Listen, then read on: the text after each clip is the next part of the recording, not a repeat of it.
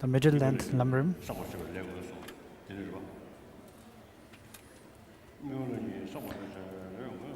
Identifying the karma, that is accumulation number 119. Identifying the karma that is accumulated. This is 2 points. Action, that is intention and intended actions. The action, that is intention, the mental factor that makes it concomitant, might move and urges it towards object is mind of is action of mind.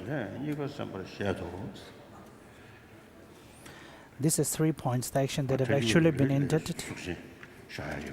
This is according to the highest Madhyamika Prasangika's tradition, because here the karma is being explained as form. The actions of the body and speech that are motivated by that intention. The actions of body and speech are divided into revelatory and non-revelatory and posited as only having form by the Vaibhasikas. Master Vasubandhu refutes that and maintains that actions of body and speech are the intentions that operate together with the revelatory physical and verbal actions, whereby he explains both actions to be intention. In this regard, non-virtuous actions are non-meritorious actions. Meritorious actions are virtuous actions included in the level of desire realm. Immovable actions are contaminated virtuous actions included in the levels of form and formless realms. How karma is accumulated has 2 points, explaining who accumulates the karma to be thrown into cyclic existence. Once you have directly realized selflessness, you can still be reborn in cyclic existence under the power of karma and mental afflictions. However, you do not newly accumulate any throwing karma. Therefore, those who accumulate the karma to be thrown into cyclic existence are all ordinary beings, up to and including those abiding on the great level of highest mundane qualities on the Mahayana path of preparation. How karma is accumulated by that person. If with that basis you create non-virtuous actions by means of 3 doors, for instance killing, you will be accumulated non-meritorious karma. At the time of dying, the mind is very important. As we have said, what kind of karmas will be ripened depends on how you are familiar with that kind of karma. Even though for the whole life you might be performing only in the positive actions, but at the time of dying, if your mind went under the influence of attachment and desire and hatred and anger, and of course the self-attachment is always there. So if you have some companion at that time, so at that time it's very important, if there is some companion at the time of dying, that they remind you of the importance of thinking the virtues, like being faith, the devotion to the triple jewels, and also thinking about the qualities of the 3 jewels, and also if possible recollecting the beneficial qualities of bodhicitta and compassion. And if one is able to generate a very genuine mind, which means for helping all the sentient beings, and followed by, if possible, a simulated bodhicitta. So if one is able to generate such kind of mind, there is no doubt that you will be reborn in a higher realm at the next life. So with the in possession of these 2 minds, and if you are able to generate the secret virtuous mind through the tantra, then of course it will be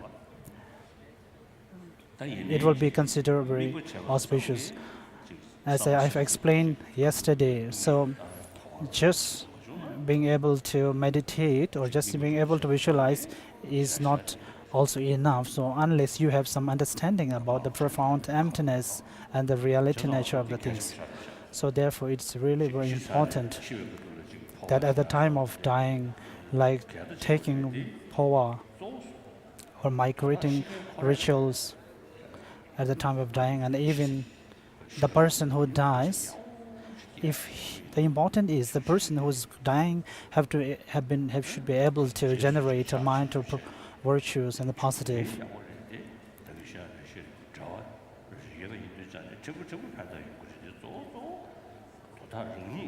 So the companions and the people surrounding him can play some role, but the most important is the person himself or herself who's going to die, that the amount of the virtuous things that he is able to generate at that time. So for the whole life, even he may not be able to generate much kind of merits, but at the time of dying, if he is able to generate such virtuous things, then there is a great possibility that he will be reborn in the higher realm at the next life.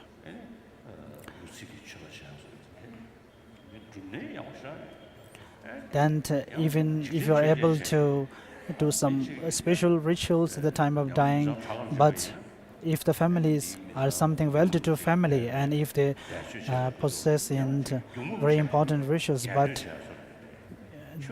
that on the 49th day during the intermediate state of birth, during the 49 days on every week, if you are able to perform some rituals and all these things, it will be auspicious. But if all those kinds of rituals and prayers went into being the mind of 8 worldly affairs out of fame and all these things, then it won't be any helpful. So it's better not to do such things.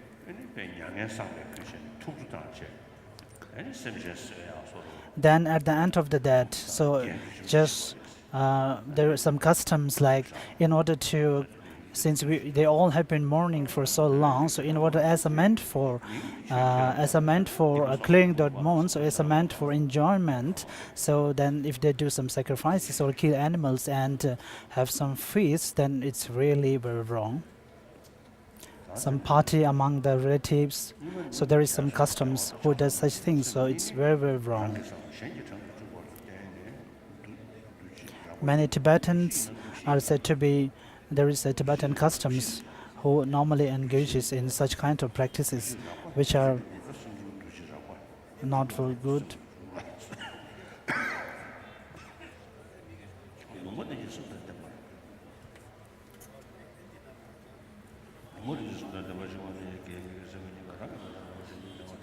We're on the page number 120. Even those who doesn't believe in religion and Dharma, but at the time of dying in hospitals or in medical cares, there might be some nurses or some medical staffs who take care of those persons.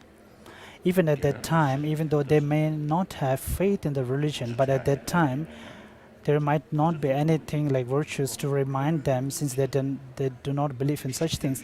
But at the time of dying, if they could have a very calm mind, a very still mind, a very neutral, so that will be helpful. And if you follow any kind of traditions, if you follow any kind of religions and traditions, so that particular religion and tradition and the founder of the, if you could remember the founder, the masters and their graces, and how the God or the masters and the founders have been able to benefit you and all the sentient beings, and through their compassion and the love.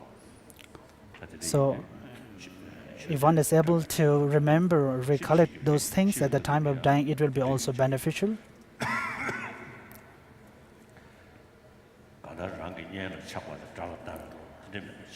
So important is one should not generate mind being attached to one's relatives, and if the hostility minds and harmful intentions are generated at the time of dying, harmful intentions towards your enemies, and attachment and desire to your relatives at the time of dying, it is very wrong. So one should strive as much as possible not to generate such kinds of mind at the time of dying.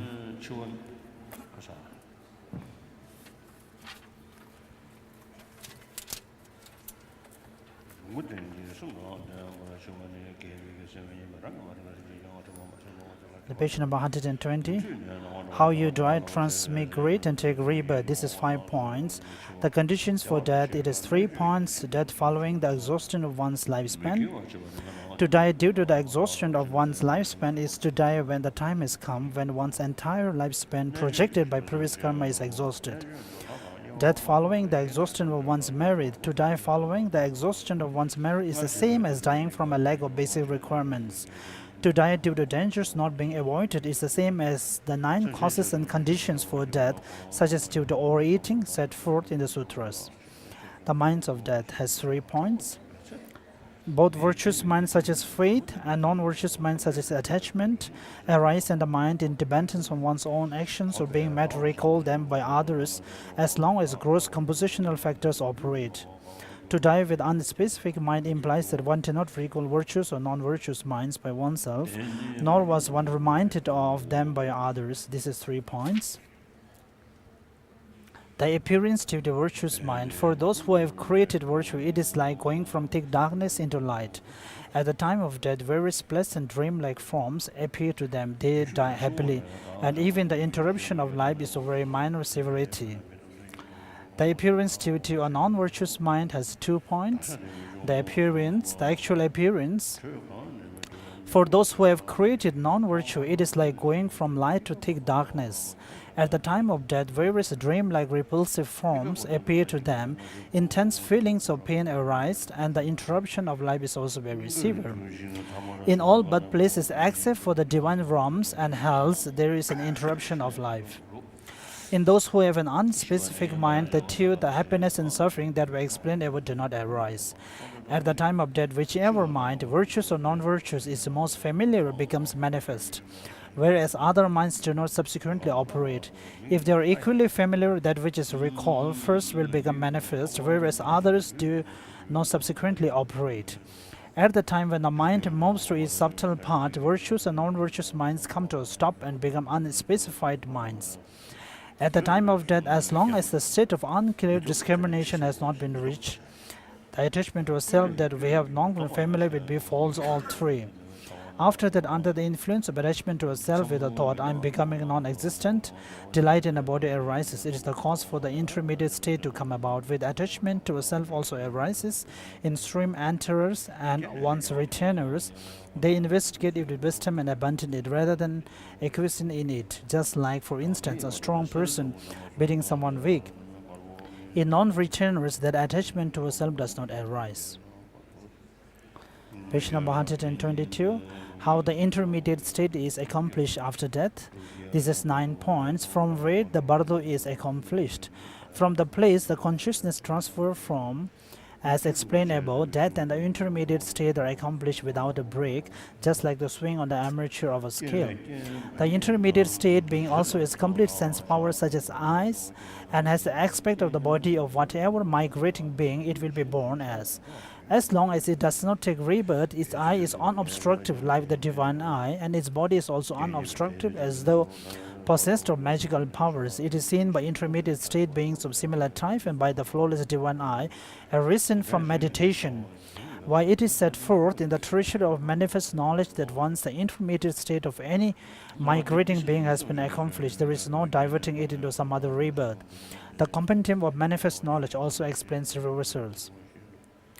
Third, how the appearance of the intermediate existence appears to those who have created virtue and non-virtue. Fourth, how it sees. Fifth, the color. Then the distinction of whether there is or is not an intermediate state. How it travels, the lifespan.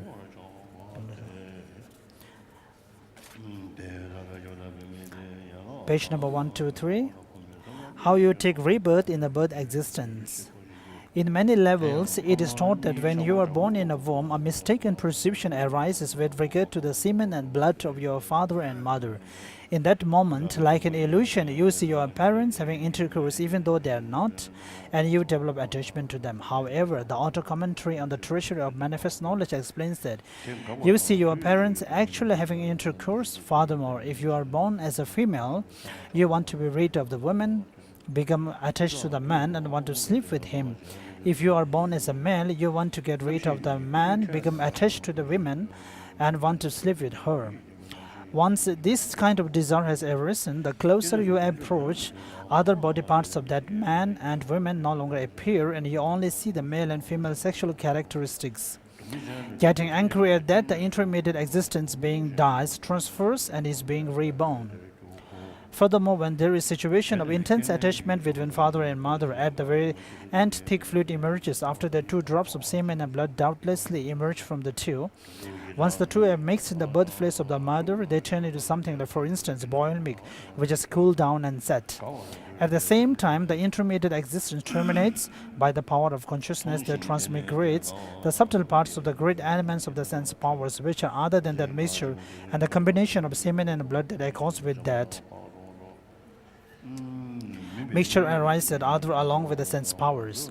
The consciousness that enters at that time is posited as the basis of all by those who accept it a basis of all. Those who do not accept a basis of all assert that it is a mental consciousness that transmigrates. If it does not desire to go to a birthplace, the intermediate state being will not go there, and if it has not gone there, it will not be born there. Therefore, the intermediate state being of someone possessing non-vows who created and accumulate an action for rebirth in hell, such as killing sheep or treating poultry or pigs and the like, sees as if in a dream, sheep and so forth at this birthplace and registers there with the delight of previous familiarity.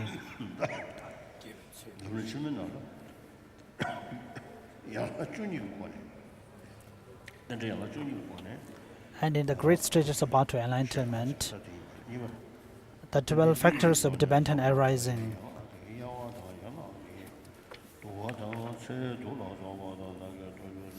Reflection from the viewpoint of the 12 dependent arising, the second part of the method for developing the mind intent on liberation. As for the general dependent arising, all the 4 Buddhist schools of thoughts accept it. So actually it's kind of basis for the dependent origination. The second part of the method for developing the mind intent or liberation is to reflect on the 12 aspects of dependent arising. This topic has 4 parts, the division into 12 factors. The 12 factors of dependent arising are ignorance in the treasury of knowledge. Ignorance is like animosity and falsehood. Animosity and the falsehood refer neither to the absence of friendship and truth, nor to what is different from these two, but rather to the classes of phenomena.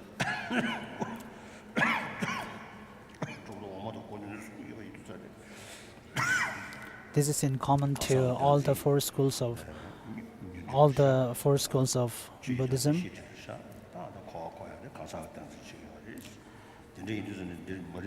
Likewise, ignorance also refers neither to the absence of that cognition, which is the remedy for ignorance, nor to what is other than this, but to the classes of phenomena that are directly antithetical to and incompatible with cognition.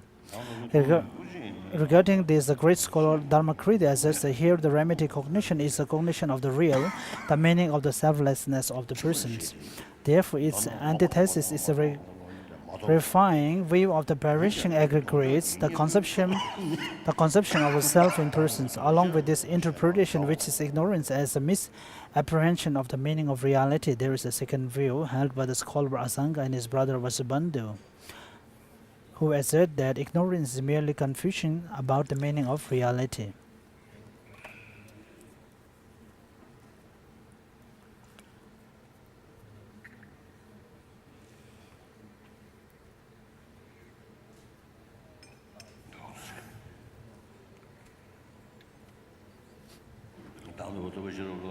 In brief, they say that ignorance is a mind that does not know its object, but also that it's not a misconception.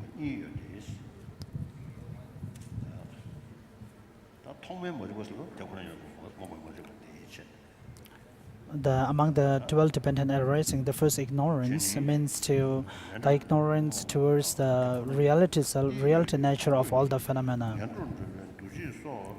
And it is the main causes which cast us all to the great ocean of samsara.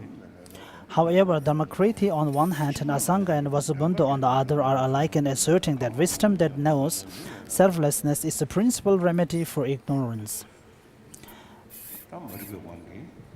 Due to the ignorance, we accumulated negative karmas.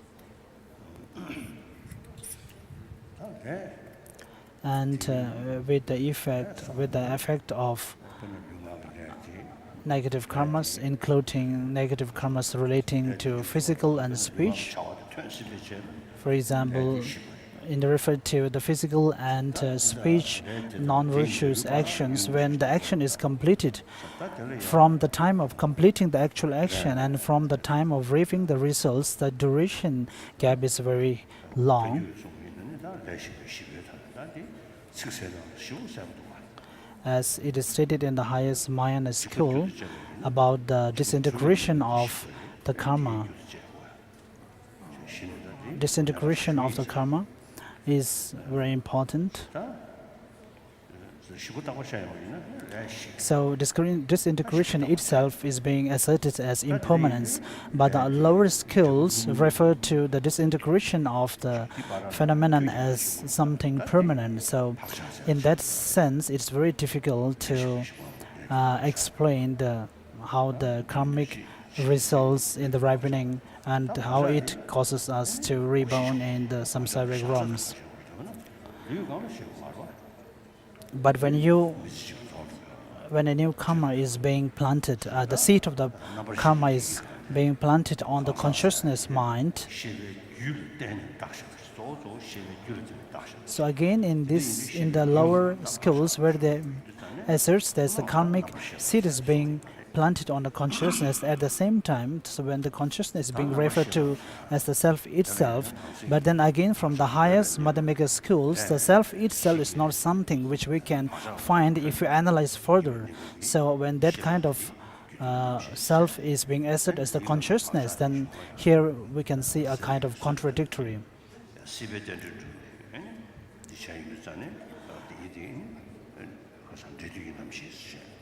And among the consciousness also, there is the consciousness referred to at the cause level and at the result level. At the result level is the one where the seed of the consciousness is being, the seed of the karma is being planted on the consciousness, and at the time of ripening the seed that itself being ripens in the form of karma, and through it, with the help of desire, so we are reborn. But eventually, even though they say that the seed of the karma is being planted on the consciousness, but if you examine the reality nature of the consciousness and also the seed, there is nothing to find. And according to the Madhyamika Prasangika, it's only the mere eye where all the seeds of the karmics, whether it's the virtues or non-virtues, are being planted. On page number 316, the compositional activity. Compositional activity is karma. There are two kinds of karma. Non-meritorious karma, which impels miserable rebirths, and meritorious karma, which impels happy rebirths. The latter is further divided into two types: meritorious karma, which impels happy rebirths into the desired realm, and invariable karma, which impels happy rebirths into higher realms. Third, consciousness. The order of the 12 Tibetan arising, as it is written in the text, the 10th Tibetan arising, the Tibetan arising of samsara, or the cycle existence,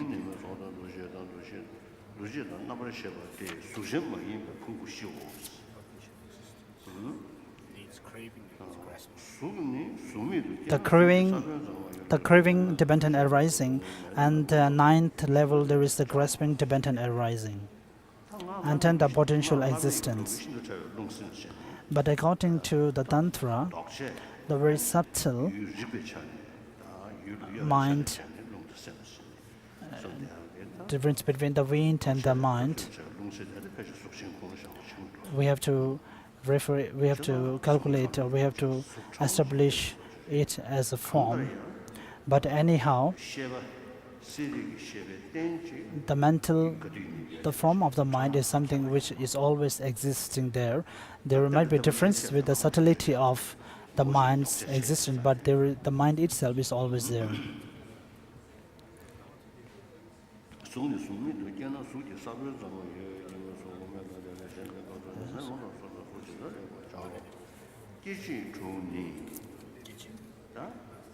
With page number 317, 6 sources.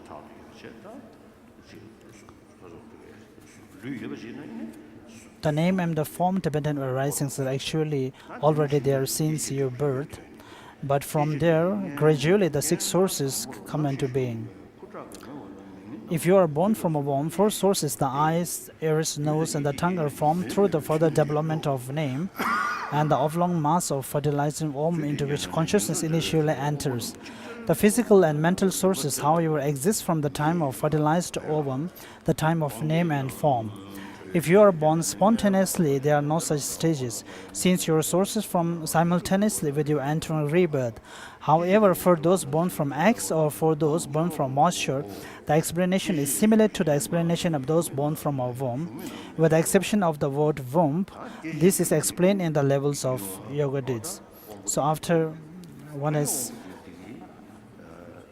the development of the 6 sources, then gradually the faculties of the eye, and from it the eye consciousness come into being.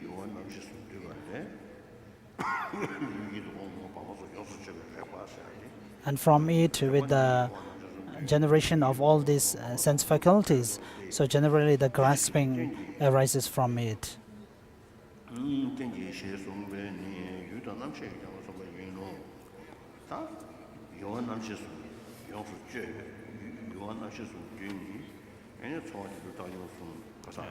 With the generation of all these faculties, then we tend to experience the blessings of neutral, happy, and non-happy.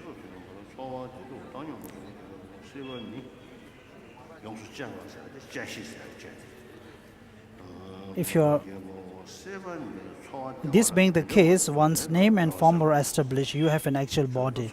When the 6 sources are established, so at that time one develops the attachment towards the pleasant feelings and develops a kind of desire, not desire which wish not to being separated from the pleasant feelings. The experiencer has been created because the particulars of the body are formed. The 5 physical sources do not exist in the formless realm. Contact. When sensory objects, sensory faculty, and consciousness come together, you distinguish 3 types of objects: attractive, unattractive, and neutral.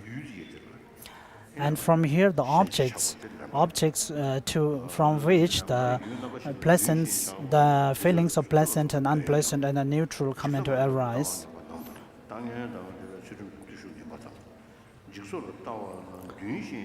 Corresponding to the context discrimination of 3 types of objects, there are 3 sorts of feelings: pleasant, painful, and neutral. Craving. This means both craving not to be separated from pleasant feelings and craving a separation from painful feelings. The statement in a sutra that craving is caused by feeling means that feelings accompanied by ignorance cause craving. And there is no ignorance, craving does not occur even if feelings are present. Grasping refers to yearning after an attachment to 4 types of objects: holding on to what you want, yearning after and attaching into the sensuous forms and sounds, for example, to bad views, to ethical discipline associated with bad views and bad contact, and to the way of perishing aggregates. Holding on to views, holding on to ethical discipline and contact, and holding on to assertions that there is a self. Potential existence. In the past, compositional activity infused in your consciousness with a talent propensity that, when nurtured by craving and grasping, become empowered to bring forth a subsequent existence. Existence is a case of calling a cause by the name of its effects. Birth, it refers to consciousness initially entering one or another of the 4 types of rebirth. Aging is a maturation and transformation of the mental and physical aggregates. Death is the casting aside of aggregates continuum. Abbreviated classification of the factors, the component of knowledge. What sort of categories do you obtain by abbreviating the factors? There are 4 types: the projecting factors, the projected factors, the actualizing factors, and the actualized factors.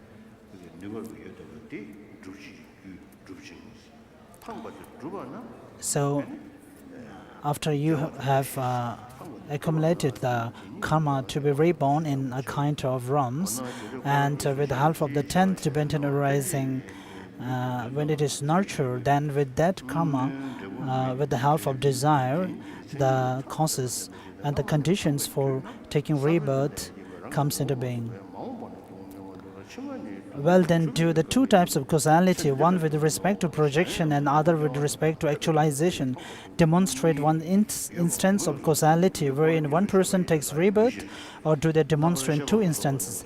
If the former, it will be incorrect to claim that the actualizing factors, craving and so on, occur after the establishment of the group of factors beginning with resultant period consciousness and ending with feeling. If the latter, there will be no ignorance, compositional activity, or casual period consciousness. In the later cycle of causality and no craving, grasping or existence in the former cycle of causality. There is no such fault because whatever is projected by the projecting causes must be created by the actualizing causes. So, in order to complete the 12 Tibetan arising link at one time, so at least 2 lifespan has to be go through. So for example, in one life, if one is able to have the Tibetan arising of the name and the sources,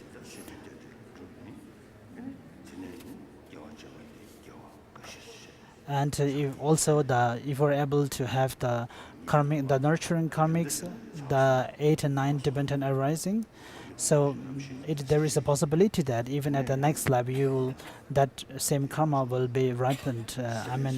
Being reborn in another life. So in that cases, the whole 12 Tibetan links are being realized or actualized in 2 lifespan. But for the lengthy one, normally it takes 3 lifespans.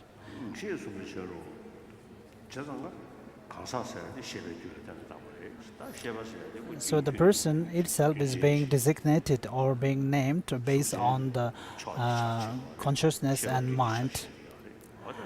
And even for the form and physical things, there is also the parts through which the collection of which forms the physical. And even for the mind, there are parts through the timings, the causes and the results. Well then, what is the point of presenting 2 cycles of causality? Such a presentation demonstrates that characteristics of a true sufferings that are effects of projection differ from those that are effects of actualization. The former are dormant at the time of projection. Since they have not actually been established, they will only become suffering in future. However, the later are a situation in which the suffering has been actualized, and hence a suffering in this lifetime. Moreover, the 2 cycles of cause and effect were presented for the sake of demonstrating that the effect taking rebirth has 2 causes, projecting causes and causes that actualize what has been projected. The levels of yogic demonstrates the reason for this, given that the factors of birth and aching and death and the group of factors beginning with the resultant period consciousness and ending with the feeling are phenomena with shared characteristics. Why they have been taught to be of 2 types. This is done in order to demonstrate the different characteristics of things that bring suffering, and in order to demonstrate the distinction between projection and actualization. And also among the factors, how many are both included within true sufferings and become sufferings in this lifetime? There are 2, birth and aching and death. How many are just included within true sufferings and will only become sufferings in the future? The ones that are dormant, the group of factors beginning with consciousness and ending with feelings.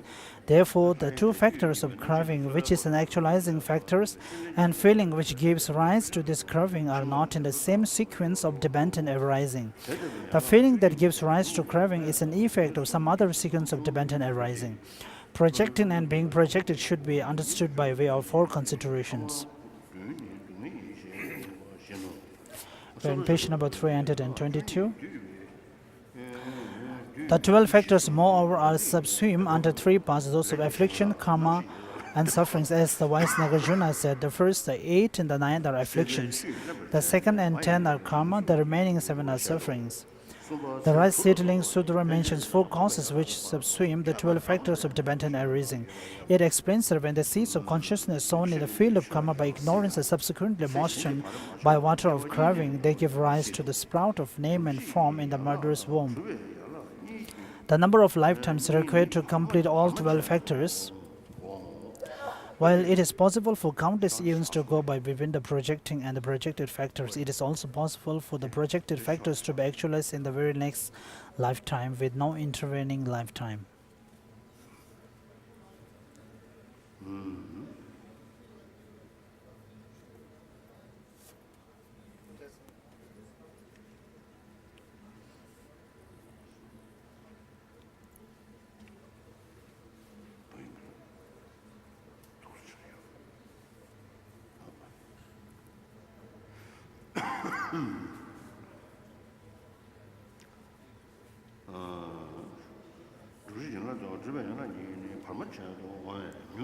Since the actualizing factors and the actualized factors occur without an intervening lifetime, it is possible at the shortest to complete all 12 factors in 2 lifetimes. You might, for example, in a lifetime such as this one, first accumulated karma that results in rebirth as a deity, as well as the subsequent experience of a deity's life and resources. When this occurs, 2.5 factors, ignorance, compositional activity, and consciousness of the causal period, as well as craving, grasping, and existence, are completed in this lifetime. In the subsequent lifetime, the 4.5 projected factors and the 2 actualized factors will be completed. Even at the longest, completion of all 12 factors will be delayed no longer than 3 lifetimes. For the actualizer, the 2 actualized factors and the 3 projecting factors all require their own lifetimes, while the projecting factors.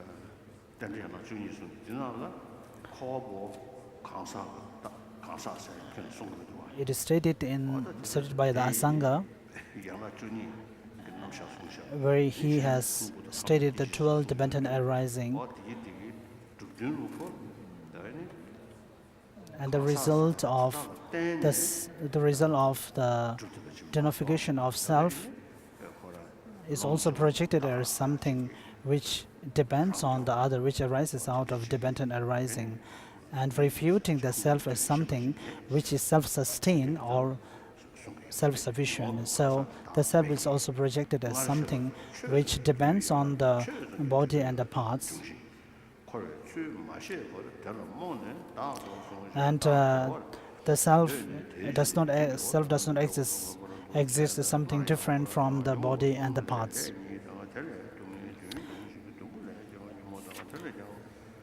Furthermore, though many lifetimes may intervene between 323, page number, the projectors and the actualizers, they are not lifetimes of their own particular cycle of dependent arising, but are rather lifetimes of other cycles of dependent arising. Among these calculations of 2 or 3 lifetimes, the lifetimes of intermediate state had not reckoned separately. Thus, even during the lifetime in which the resultant factors have been actualized, there is no self, that is the person who accumulates karma or experiences its results. Rather, as previously explained, they are resultant factors which are themselves merely phenomena, arising from causal factors which are themselves merely phenomena. Not understanding this process of cyclic existence and being confused about it, you possess a self. Desiring yourself to be happy, you physically, verbally, and mentally engage in virtue and non-virtue for that purpose, whereby you again fuel the process of cyclic existence. Therefore, the 2 karmic factors arise from the 3 afflicted factors, and from them the 7 suffering factors arise. Afflictions arise again out of the 7 sufferings, and as before, you pass through cyclic existence. Thus, the wheel of existence turns without interruption. The Master Nagarjuna says in his Heart of Dependent Arising, from the 3 arise the 2, from the 2 arise the 7, and again from the 7 arise the 3. The wheel of existence itself repeatedly turns. When you reflect on your wandering in such a way through cyclic existence, the 12 factors of dependent arising are best method for generating disenchantment with cyclic existence. Page number 324, how their significance is summarized. You should understand well, as explained above, how cyclic existence, the aggregates of suffering is being formed through the power of its origin, karma and the afflictions, and in particular, how the wheel of existence turns in the context of the 12 factors. Understanding this and become familiar with it destroys the unbearable gloom of confusion, the root of all problems. It eradicates all mistaken views holding external and internal compositional activities to arise causelessly or from incompatible causes. It increases the precious well of the treasure of Conqueror's teachings, and it is what motivates you toward the path to liberation through exact knowledge of the characteristics of the cyclic existence and intense disenchantment with them. It is the best means for activating the latent propensities by which you will attain the sublime state of a noble being. Thus, the Tantra requested by Sabha, who says the path of Tibetan arising destroys ignorance. The Rice Settling Sutra says that when you understand Tibetan arising well, you put an end to all bad views that takes as their object the beginning, the end, or the pleasant. Master Nagarjuna said that Tibetan arising is the profound treasure in the soul of concrete speech. The basis of discipline states that it was the custom of the excellent pair, Shariputra and the Mahayana, occasionally to travel among the 5 kinds of beings.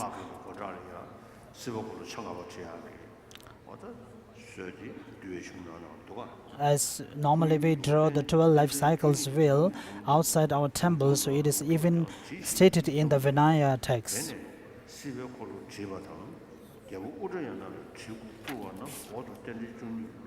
Page number 205. 225, because there will not be always be teachers like this excellent pair, making a painting in the gatehouse of a 5-part wheel of cyclic existence, around the circumference of which are the 12 Tibetan arising and both forward and reverse progression. The wheel of existence was then drawn. On another occasion, a painting of Buddha was to be sent to King Udrayana. So with that, a relativity nature of cause and effect comes into our mind. As Lama Tsongkhapa stated that whatever is dependent on cause and effect, and it itself is empty of being inherent existence.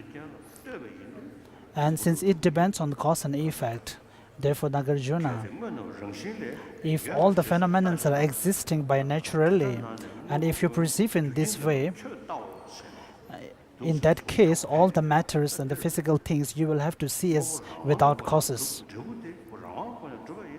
If the results are being happened without any causes, and if the result happens independently, so therefore the results or the effects doesn't arise without dependence or relate to the cause.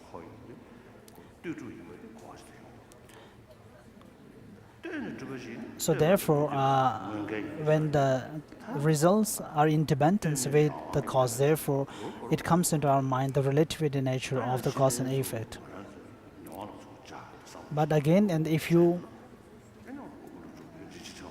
think about it in perspective of your own experience, then as stated by Nagarjuna, that there is no self. The self is neither the 5 elements from the water, earth, and so on, then where is the self? After that, he doesn't say that there is no self, but then he says the self is something which is the compositional of all the elements. And also stated in the fundamental to the wisdoms, whatever arises out of dependent origination is by themselves are by nature empty. So therefore the dependent origination based on cause and effect is something very important, and we have to generate a conviction about that. But generally actually it's quite easy, and even the animals sometimes they have a kind of conviction about this dependent arising natures. For the birds, the mother, how they feed their little offsprings, and also how they build up their nest, and the timing also to feed their children during the time where there are a lot of insects and worms. So they also knows that the result is in relation to the cause. So for us, result and the effect, we have to look from a larger perspective. Like whatever happens at the later part of our life, the causes is already planted at the earlier part of your life. So whatever happens from a bigger perspective, like whatever happens in another life, the past life, has the effect being experienced in this life. So therefore, the relativity nature of dependent origination is being explained here.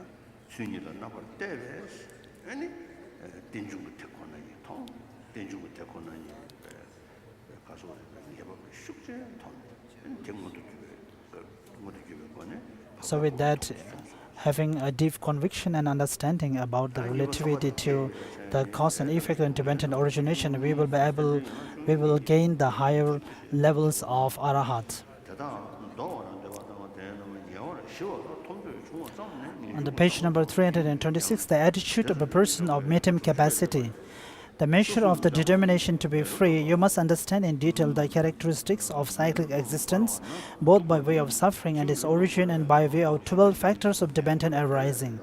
Once you understand these characteristics, you will develop a desire to abandon and to quell suffering and its origin. Again, at this point, although you may have a simple determination to be free, you should not be satisfied merely with this. Hence, Chandrakrit's commentary on the 60 stanzas of reasoning says, once we are certain that living in the 3 levels of cyclic existence, impermanence, blazing fire is like entering a burning house. We want to escape it.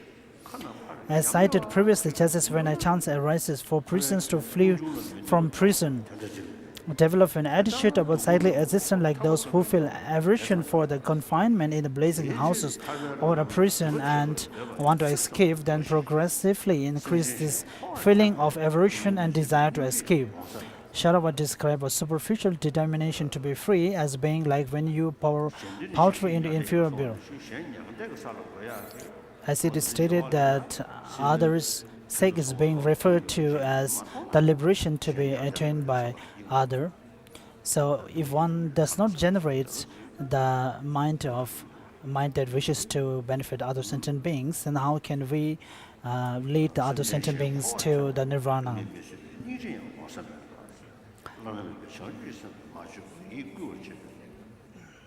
Thus, you will not be able to develop either the compassion that cannot bear to see the sufferings of living beings in cyclic existence or the uncontrived spirit of unsurpassed enlightenment that instills you with strength. Hence, your understanding of the Mahayana will also be merely intellectual. Therefore, you must practice these teachings for the person of medium capacity and regard them as crucial instructions. Dispelling misconceptions. Although it is appropriate in the Hinayana to cultivate disenchantment with cyclic existence, it is inappropriate for bodhisattvas, for if bodhisattvas fail to cultivate intense disgust and disenchantment with the cyclic existence, they will be like the Sarvakas and fall into the extreme of feast, having become displeased with their involvement in cyclic existence. As the Sutra of showing the Tathagata's inconceivable secret states, bodhisattvas thinking of the maturation of living beings view cyclic existence as beneficial. Accordingly, they do not view great nirvana as beneficial to the maturation of beings. And further, when bodhisattvas to fear involvement in cyclic existence, they will fall into a destitute place. And also Bhagavan varies the Sarvakas free involvement in cyclic existence. Bodhisattvas voluntarily take innumerable births in cyclic existence.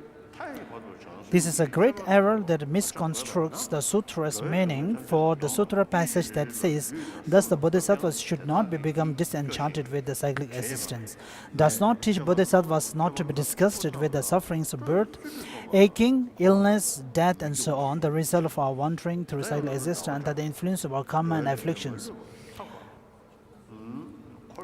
Rather, this sutra teaches joyous perseverance. In order to train in the bodhisattva's activities for the sake of others until the end of cyclic existence, bodhisattvas must put on armor. Once they do this, even if all the sufferings of all beings were collected and bodhisattvas constantly experience them mentally and physically, they will still persevere joyfully. joyously delighting in the magnificent deeds that help others without becoming disenchanted with or frightened by suffering. Thus, the Buddha said that bodhisattvas must not be disenchanted with the cyclic existence. The Master Chandrakriti says, Bodhisattvas who take on the sufferings of all beings moment by moment until the end of cyclic existence do not fear harm to their bodies or mind. Bodhisattvas who take on the sufferings of all beings simultaneously until the end of cyclic existence delight in this activity. Each instant of such joyous perseverance acts as the cause which effect produces boundless collections of wealth, bringing omniscience to all beings. Once bodhisattvas understand this, it is appropriate for them to take hundreds of rebirths.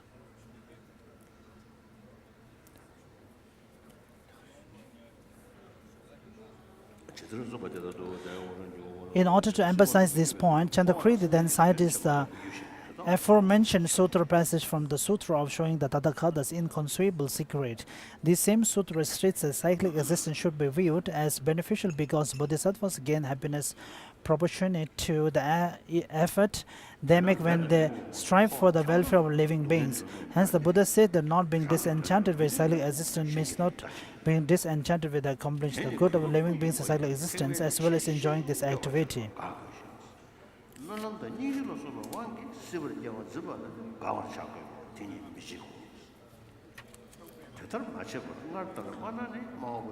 The final barrier of 329, failing to make this distinction leads to comments like the above.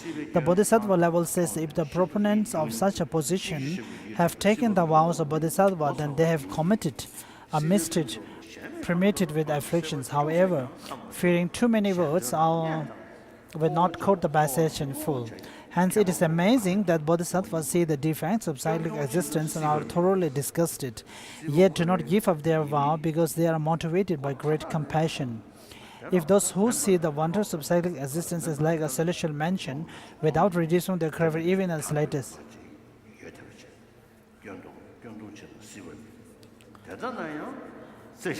claim to be serving others, how could their unwillingness to abandon cyclic existence please the wise?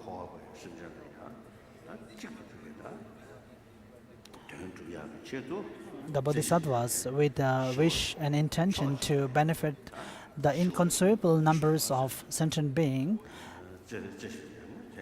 and with that wish, they are always reborn in the samsara. Since bodhisattvas see the faults of cyclic existence, they do not remain here. Because they care for others, they do not remain in nirvana. In order to fulfill the needs of others, they resolve to remain in cyclic existence. Once you see the limitless sufferings of all living beings, such as the 110 sufferings explained in the bodhisattva levels, you allow this to be the cause for great compassion. At this time, when you cultivate a heart that is a forceful and enduring inability to withstand the sight of others' sufferings, it will be contradictory to be not even slightly disenchanted with cyclic existence. The theme of Aryadeva's 400 stanzas is the stages of the path upon which bodhisattvas develop great revulsion for cyclic existence, and then saving living beings and their close relatives enter the ocean of cyclic existence for their sake. In his commentary on that work, the great master Chandrakriti clarified this. Due to the Buddha's explanation of the faults of cyclic existence, his disciples learned to fear it and desire freedom from it. The Bhagavan said the following so that they will develop a strong connection to the Mahayana. O monks, among all who have passed through cyclic existence for a long time, there is not one being among all the various types of living beings who has not been like a father, mother, son, daughter, relative, or step relation to you. And further, by understanding the words of Bhagavan, bodhisattvas are able to live into the ocean of cyclic existence. Page number 331. Therefore, you should completely give all agitation and even cultivate the idea that rulers of kingdoms suffer, ascertaining the nature of path leading to liberation.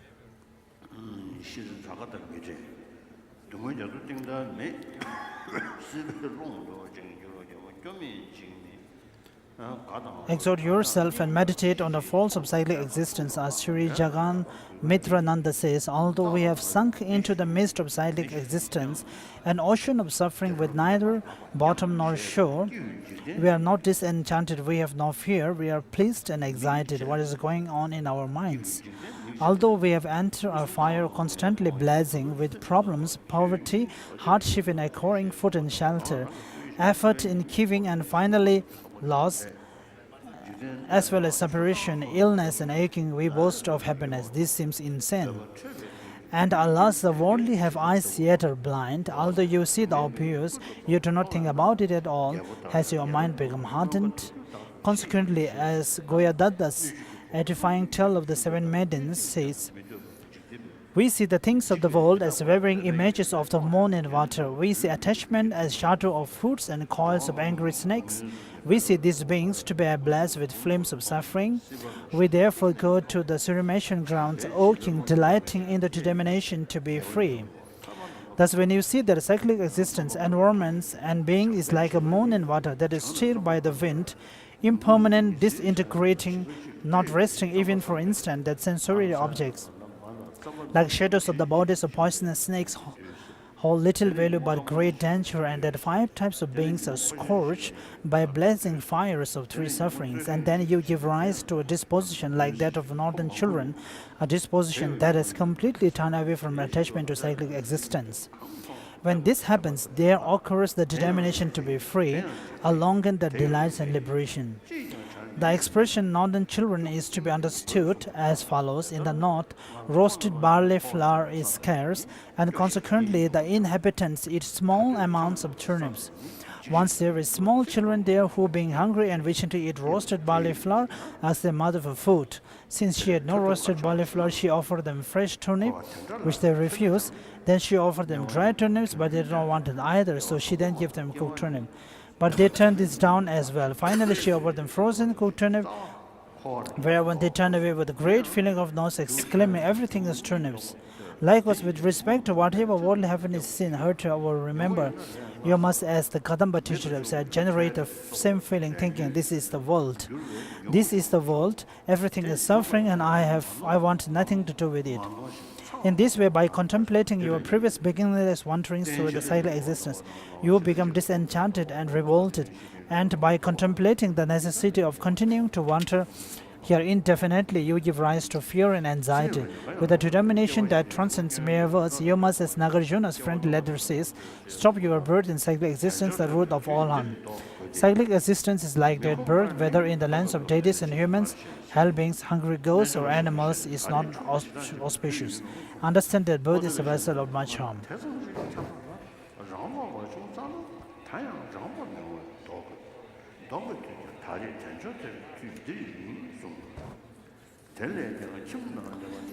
What is more, you must eliminate both causes of birth and cyclic existence, karma and affliction, since between these two, if you have no afflictions, you will not take birth, no matter how much karma you have. Hence, you should destroy the afflictions.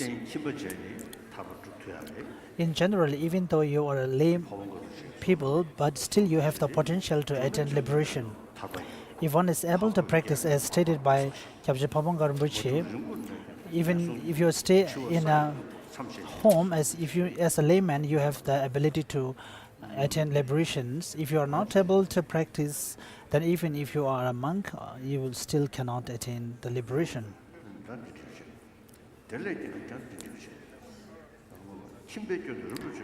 Ascertaining the nature of path leading to liberation has two parts: the kind of life through which you hold cyclic existence, the kind of path you cultivate to hold cyclic existence.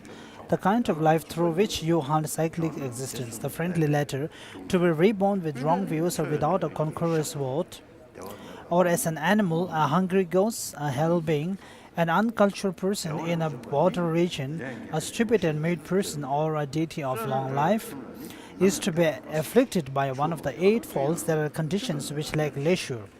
After you have attained leisure, which is freedom from these rebirths, strive to end birth. It is not possible to store birth in cyclic existence if you have not time. Therefore, once you have obtained a life of leisure and opportunity, you must stop it.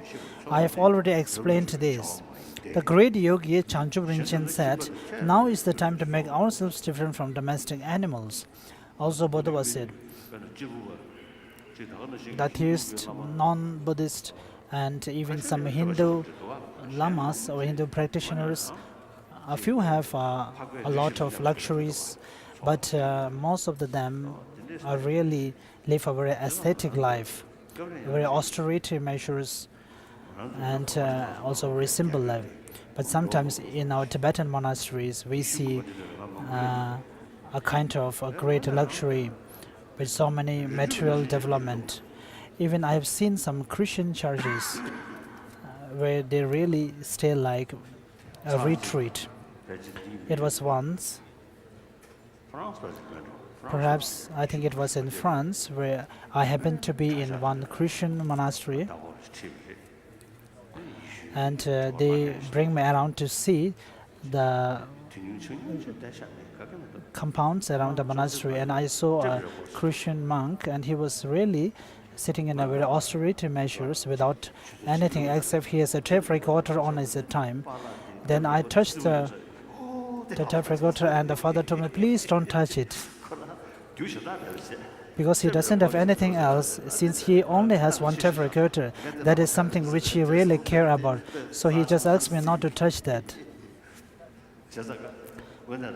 So therefore, and sometimes I tell them, you're all really very contented and satisfied, not craving for too much, and it's very good. Sometimes we Buddhist monks have a lot of luxuries. Even during the times of Lord Buddha, there are instances and stories where the bhikshus stay in the great gardens, and I've seen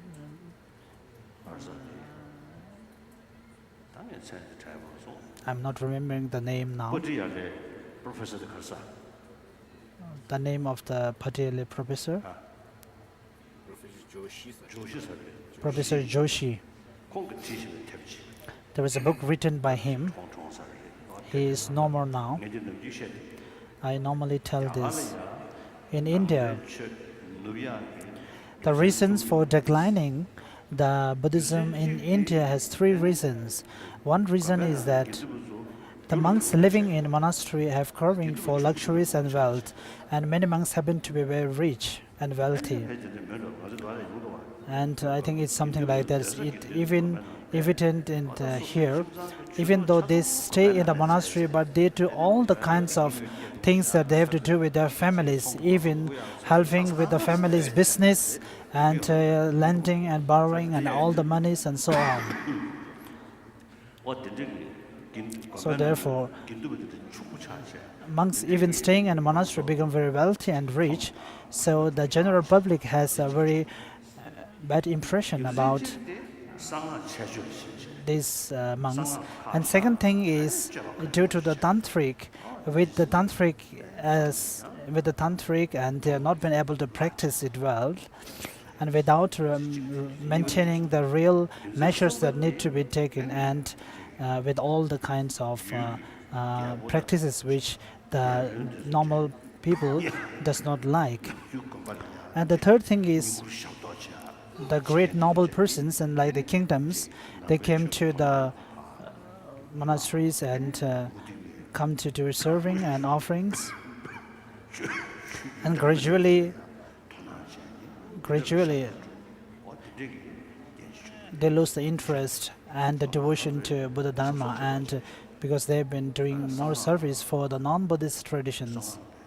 So therefore it is very important for us to be careful claiming ourselves to be a practitioner of tantric, but in reality, if we are not able to maintain the necessary steps, then it is very dangerous. I used to tell, sometimes many of you might not heard, and once I was in America, and one man came to me and he was very angry. And he says that he has lost the faith in Tibetan Buddhism. The reason was that his wife was being snatched by a Tibetan monk. So he was very angry. So with the name of Tantric in place, in saying, claiming as Kandramas, the female deities, and engaging in indulging in negativities and mischaracters.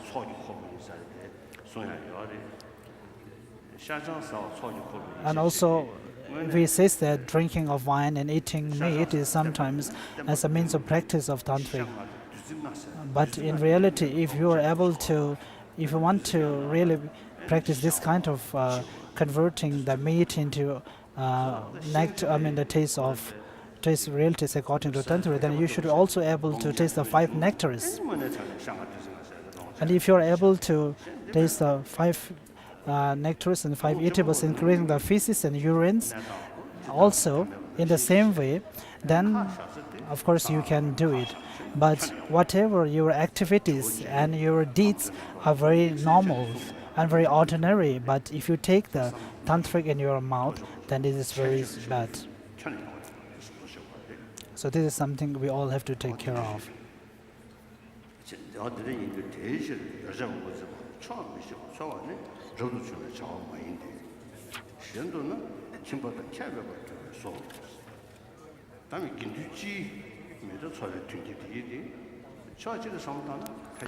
But for the general monks, the source of their living, I've seen in Tibet, some monks really staying very poorly.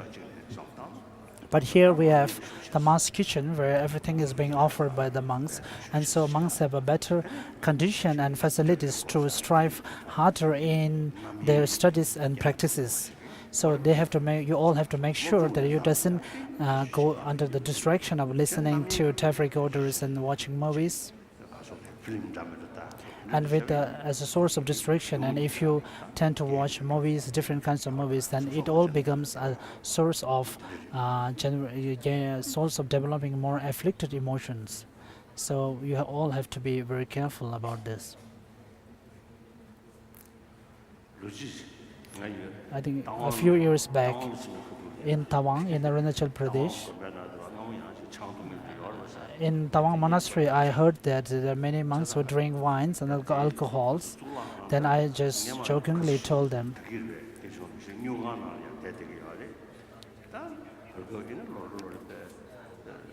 and recently, with the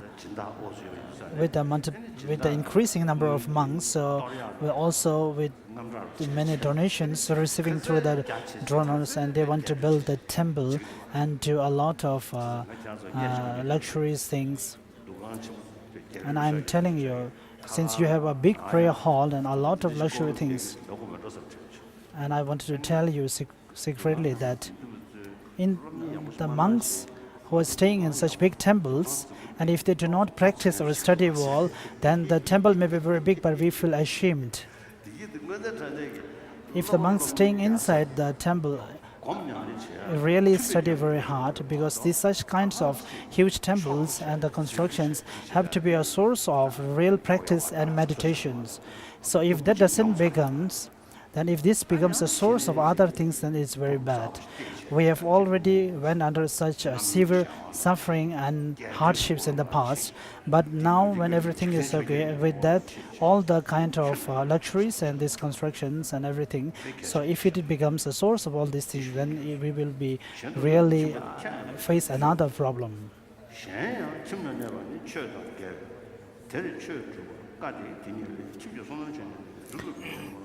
Furthermore, since living, page number 336, furthermore, since living in a household is at odds with religion, it is difficult to practice religion there. The same text states, if you do the business of households, it is unfeasible to refrain from speaking falsely, as it is unfeasible not to punish others who do wrong.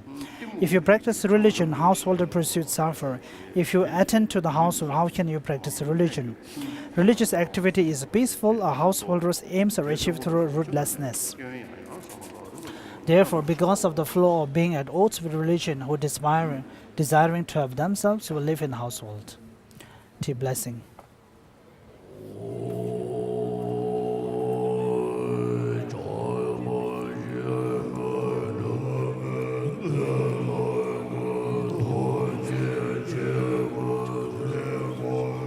This is the praise for Jamjin Chöje, the founder of Sera Monastic University.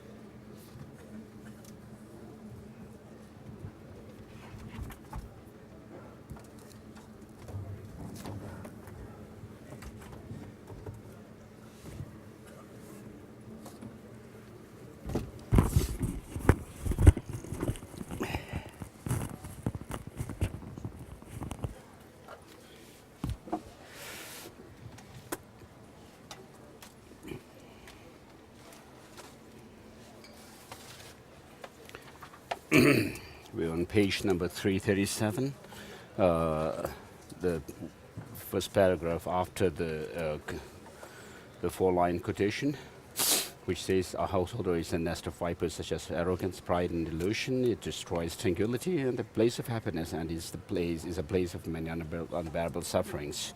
Who would stay in a place so similar to a snake pit? Contemplate again and again the defects of a dwelling in a household and aspire to the life of a renunciate."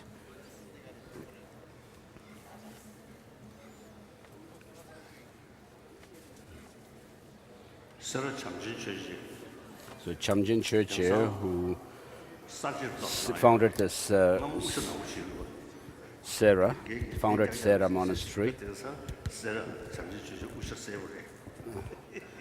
In the past, he used to have a black hat, but these days he's depicted wearing yellow hat. So the Chinese emperor at that time had some reason perhaps to offer a new a special hat to him. So Jamjin Chöje, a black hat. So Jamjin Chöje used to be, because Jamjin Chöje used to be work in the kitchen of the Master Tsongkhapa.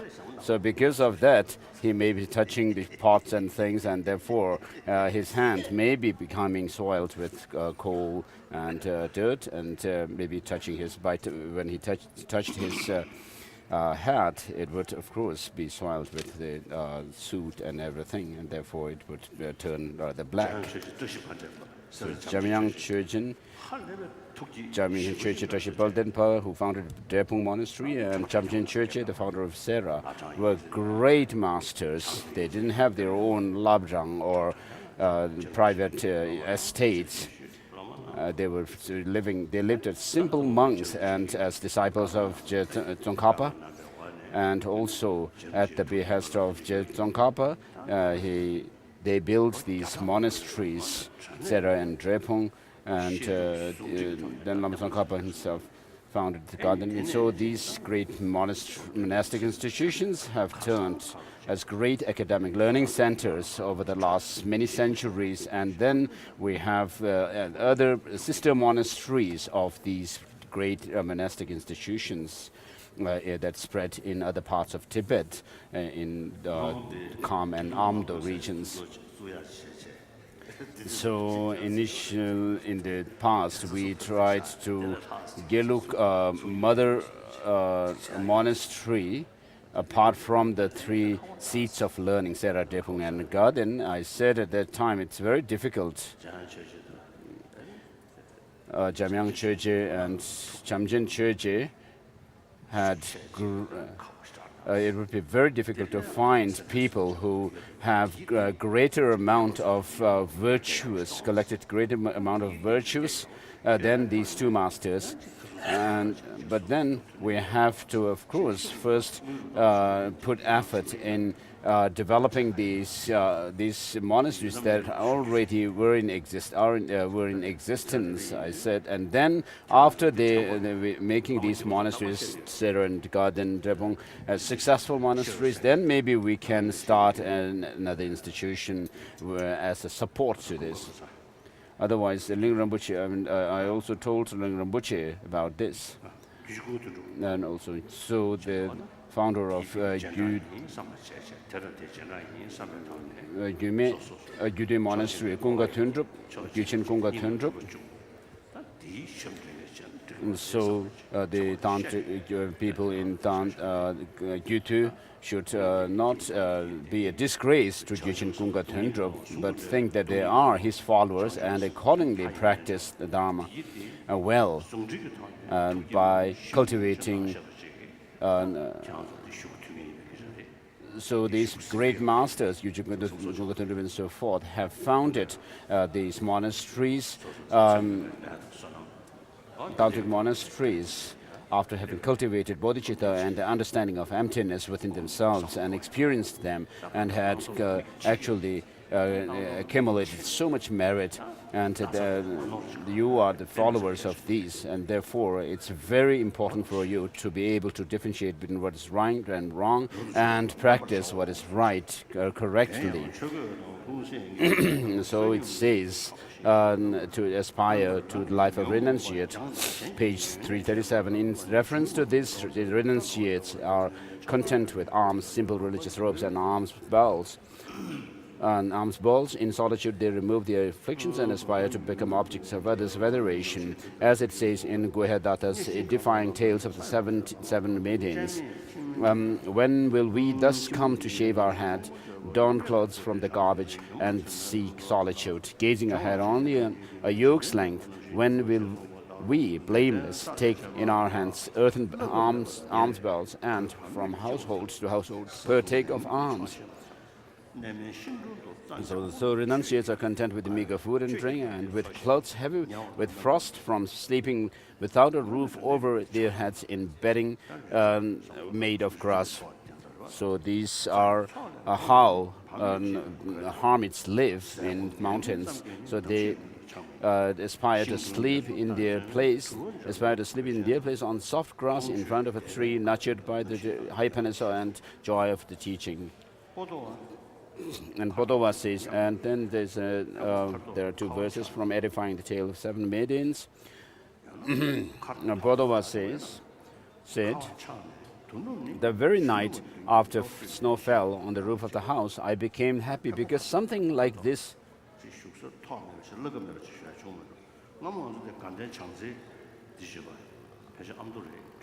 So this place is called Pembo Kartok. So I think the term snow is actually snow falling. Seems like Kartok.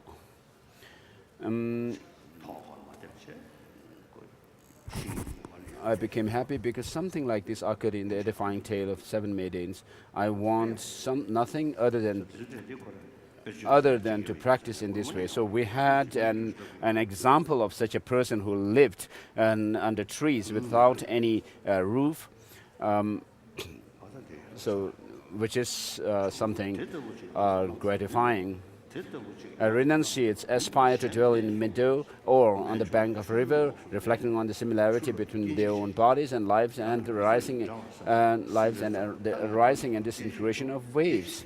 They aspire to stop, by means of discerning wisdom, the conception of self, root of cyclic existence, and creator of all bad views.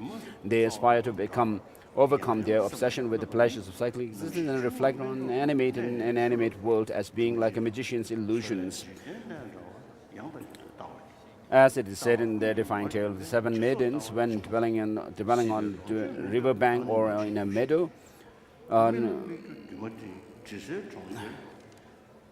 will we come to see again and again that the rising and falling of waves and the world of this life are similar, and so forth. All of these persons lived as renunciates while at the same time aspiring to these higher achievements. As Chagawa said, if there is someone living as a sage in the valley of the ascetics, then the father has fundamentally raised his child well. Sharawa said, when householders are very busy, you monks should dress nicely and visit them. They will then think, oh, the life of a renunciate is wonderful. This establishing them a latent predisposition for a future life as a renunciate. Also, the questions of householder Ugra Sutra says that bodhisattvas who dwell in the household should aspire in this way. And so this passage states, so there's a passage from this, and this passage states that such bodhisattvas who bodhisattvas should principally aspire to full ordination. Furthermore, the ornament for Mahayana Sutra says, the class of renunciates has limitless virtues, therefore the bodhisattvas who preserve vows is superior to the one who is a householder. This being the case, the life of renunciate is praised for achieving the freedom that is liberation from cyclic existence. In addition, it is taught that it is the best life even for the accomplishment of omniscience by way of perfection of mantra vehicles. And so therefore you should respect the vows of individual liberation, the root of the teaching. And so then next is the kind of path you cultivate to halt cycling existence. There are three parts to this: the certainty of the enumeration of the three trainings, the determination of the order of the three trainings, and the nature of the three trainings. Train in the path, which is the threefold precious training.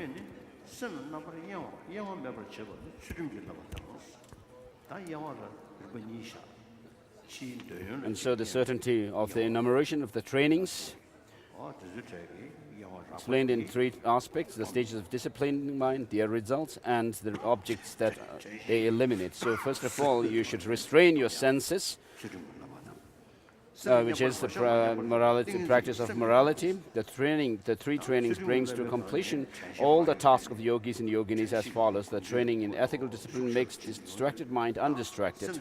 And so as you apply yourself to keep your morality more and more, and keep it better and better, then the training of concentration develops. And so you have to keep in mind what you have studied, the instructions, without forgetting them, so that you show mindfulness and introspection, and therefore which averts all the distractions in external and internal, and then mental balances and an unbalanced mind. The training in wisdom liberates all an unliberated mind. Of course, with regard to cultivate bodhicitta, it would be very helpful to have single-pointed concentration. So, where this is indispensable, the single-pointed concentration is indispensable, is to develop and cultivate and develop this special insight focused on the emptiness. So in order to have this special insight into emptiness, then you must have these single-pointed concentrations. And therefore, it says the training in wisdom liberates an unliberated mind. The results of ethical discipline that have not degenerated are the two happy rebirths of the desired realm. The result of ethical discipline has degenerated is rebirth in the miserable realms. The result of training in the mind are two happy rebirths of higher deities, form and formless realms. The result of the training of wisdom is liberation in brief. The result of the three trainings are two goals: high status and a certain goodness. Since the former is twofold, happy rebirth is higher in the higher deities realm, and happy rebirth in the lower, there is desire realm. The trainings that accomplish the twofold, and the objects that they eliminate are, the former teachers asserted that in relation to the objects they eliminate the afflictions. The trainings are threefold. according to whether they eliminate afflictions by weakening them, suppressing their manifest forms, or eradicating their seeds. So these 3 points are related to the morality, concentration, and wisdom trainings, these higher trainings. The determination of the order of the 3 trainings. The order of the 3 trainings is demonstrated in a passage from the sutra requested by Brahma, quoted in the levels of yogic deeds. Ethical discipline is a very steady root. Concentration is a delight in a serene state of mind. In wisdom, the views of noble beings and the views of the sinners are acquired and forsaken respectively. So among these, ethical discipline is the root because the other 2 grow out of it. Concentration, the second of the 3 trainings, depends on ethical discipline and takes pleasure in putting the mind into meditative equipoise. Wisdom, the third of the 3 trainings, depends on meditative equipoise and forsakes the view of sinners while acquiring the view of noble beings in order to see reality exactly. And then the nature of the trainings is, as the sutra requested by Brahma states, ethical discipline has 6 branches. Concentration is the 4 blissful abodes. The 4 aspects of the 4 noble truths are always pure sublime wisdom. And so things are impermanent and therefore they come about through causes and conditions. Now with regard to our body and mind, which come from causes and conditions, the causes and conditions such as the ignorance, and therefore these are in the nature of suffering. So because they are in the nature of suffering, and therefore they are unclean and filthy, and also cannot be we should not feel possession of them.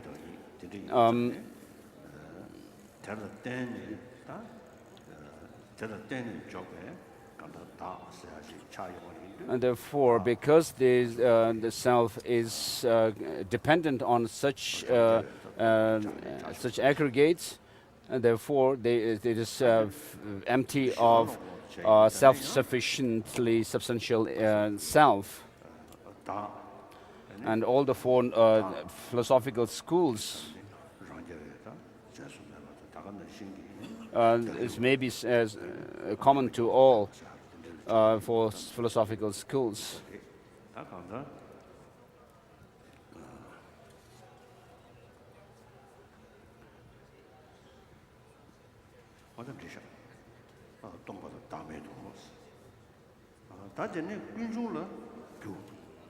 And this is now the 4 aspects of these 4 truths.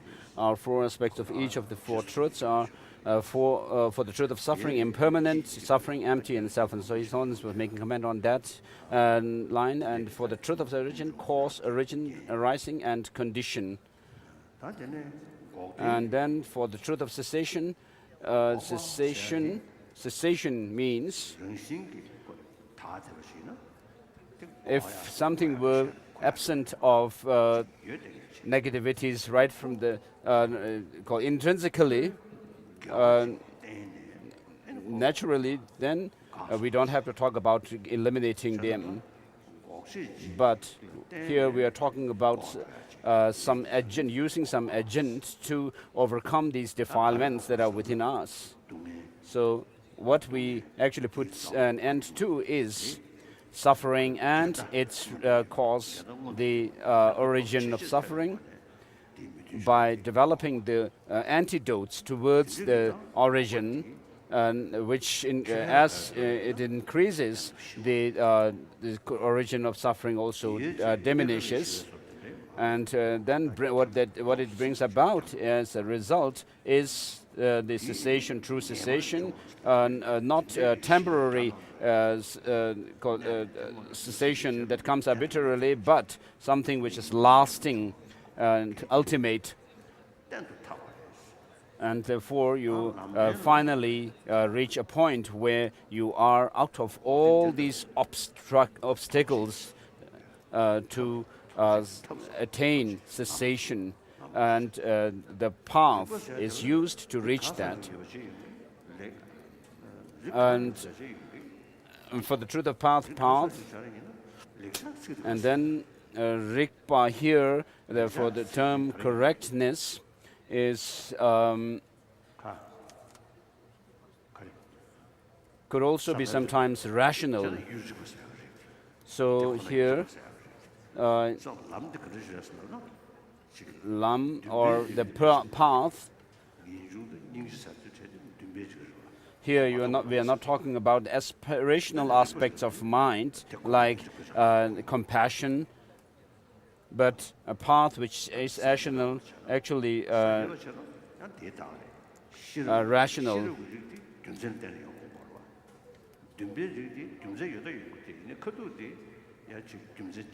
So of course the aspirational aspects of the path may be based on reason, but by themselves they are not. But they have to depend on other reasons that we actually, through which we develop them.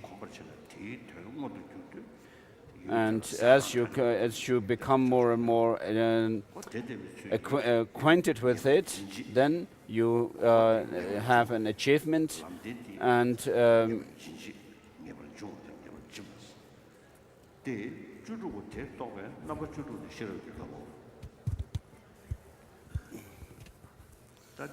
then you attain deliverance. So these 16 aspects, the knowledge of the 16 aspects, constitute the training and wisdom which is common to all the 4 philosophical traditions. But because of the philosophical differences of the view of selflessness, there is subtlety in actually understanding these subtle levels of impermanence and so forth. So because the Prasangikas do not assert any objectivity in things, accordingly they have a more subtler way of interpreting and understanding impermanence and so forth. And because of that, we can talk about the suffering in terms of subtle level of suffering from the point of view of the Prasangikas, and then also the origin of suffering. There is a subtle level of the origin, which is the grasping at true existence according to Prasangika. So if I were explaining here the path of the person of medium capacity alone, I would have to give a lengthy explanation of the 3 trainings. However, since this is not the case, I will explain the training in wisdom, insight and the mind in the section on persons of great capacity, and will not elaborate at this point. Thus, I will briefly discuss the training in ethical discipline here.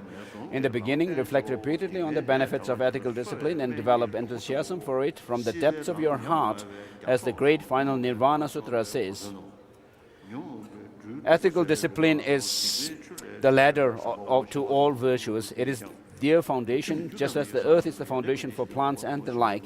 Just as a master trader goes first among all traders, so ethical discipline goes first among all virtues. Like the hoisted banner of Indra, ethical discipline is the banner of the teaching. It cuts down all sins and eliminates the path to miserable realms.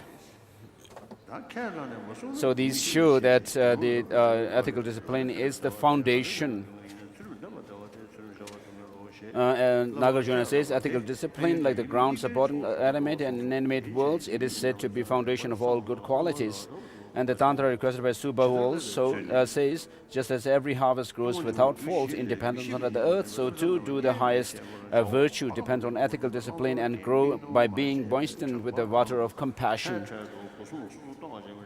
You should reflect on the benefits of keeping ethical discipline in accordance with the above-cited passages. There are very grave consequences for you if you undertake an unethical discipline and then fail to keep it. The Sutra, beloved of monks, says that once you undertake a training, it will proceed in either an advantageous or disadvantageous direction.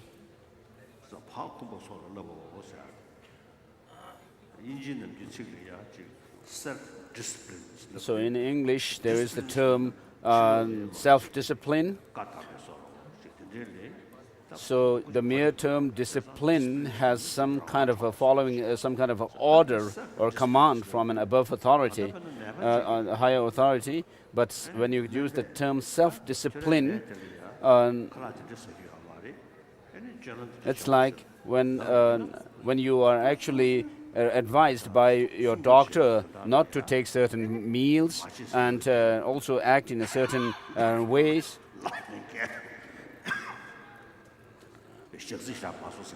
For example, for a certain sickness, if you are told not to take too much greasy food, too much greasy, then you should also acknowledge that, I know that my body is not good for, the grease and oil is not good for my body, and therefore you would restrain taking it.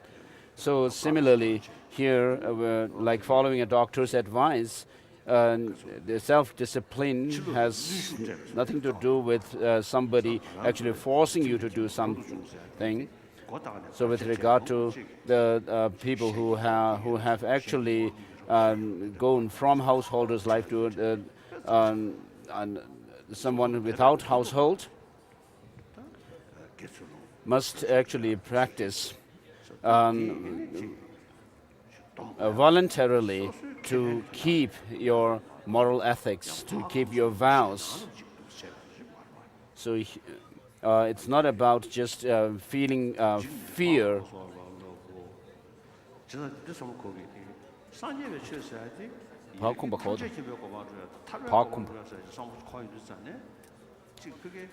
So when you think about omniscience or nirvana, we feel like these are something we would voluntarily kind of seek to attain, and not something being forced on us. So of course there are few instances when you practice the Dharma to actually feel fear of circumstances and so forth, but when it comes to when you see that there is that lasting happiness and peace of mind, then you see you actually feel enthusiastic about pursuing it, and therefore you would voluntarily and happily pursue that path, the path leading to that. So all the other religious traditions, of course, are very helpful to their followers, but it seems sometimes it would seem like they are actually force people that if you don't follow the command or the will of God, you will suffer this and that. So it's almost like urging the disciples to follow these religions out of fear of God. But if you are able to voluntarily follow a path, then nobody has to force that on you, and you will be able to do that on your own and without fear.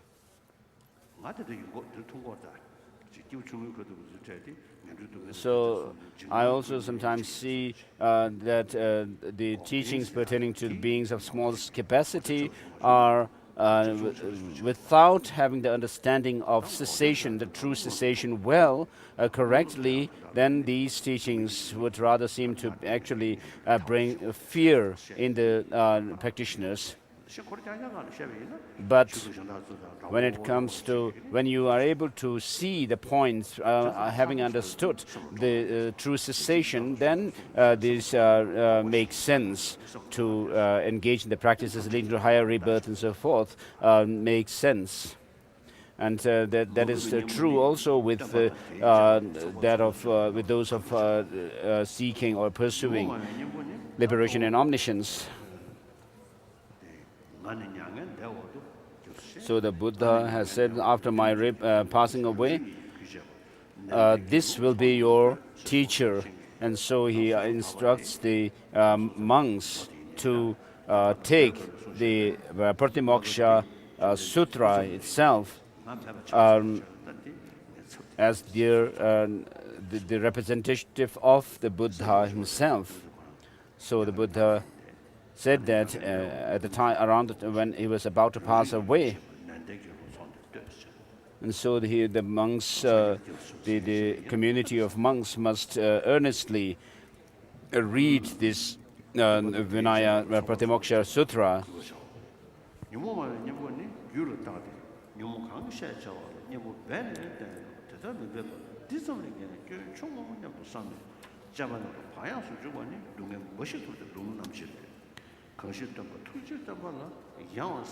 So page 344, those who fail to make an effort in this way, who follow the rules in a lax fashion, thinking that even though they have transgressed, it is merely small fault, will gain only suffering.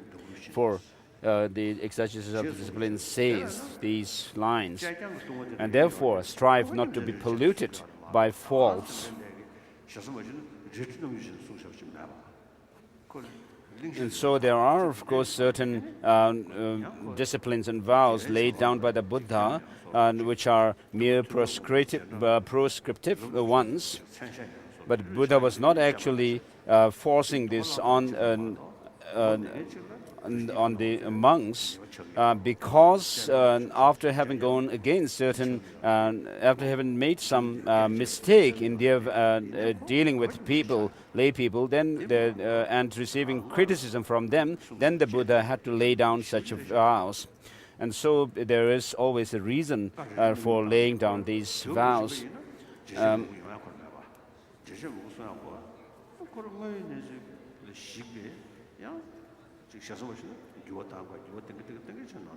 And then there are times when the Buddha actually gave more leniency regarding certain vows, by seeing the pros, which should be checked by seeing the pros and cons, and circumstantially. And therefore strive not to be polluted by faults and infractions. However, if you should become polluted by these, do not heedlessly ignore such sins and infractions, but strive to redress them in accordance with the Buddha's teachings.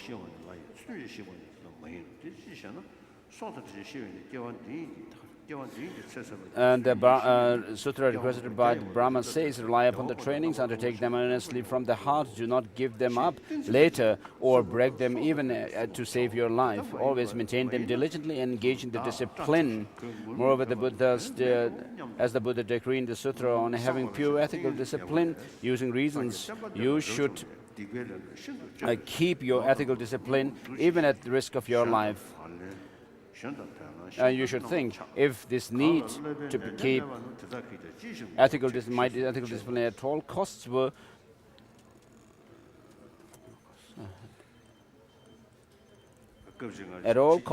not the case, then shaving off my hair and donning monastic robes are pointless. So one time I met one Westerner. He was he actually had a shaven head, and he told I said, you are like a monk with shaven head, and he said, I cannot help but shave my head because I'm actually becoming bald. So some people who are bald, who are becoming bald in the center of their head, actually, and have hair on the side of their head, they actually try to cover the baldness with their hair. And when there is a strong storm, their hair would be blown away from the bald space. So sometimes I even think like that about these bald people who try to cover up the baldness with some hair they have. That there would be some storm. Of course, if something really bad happens, that's not good. But these are very minor things. And there's some. So when the things are very formal in some congregation, and if there's something wrong happening, then it would be also very good for everyone to see, have fun.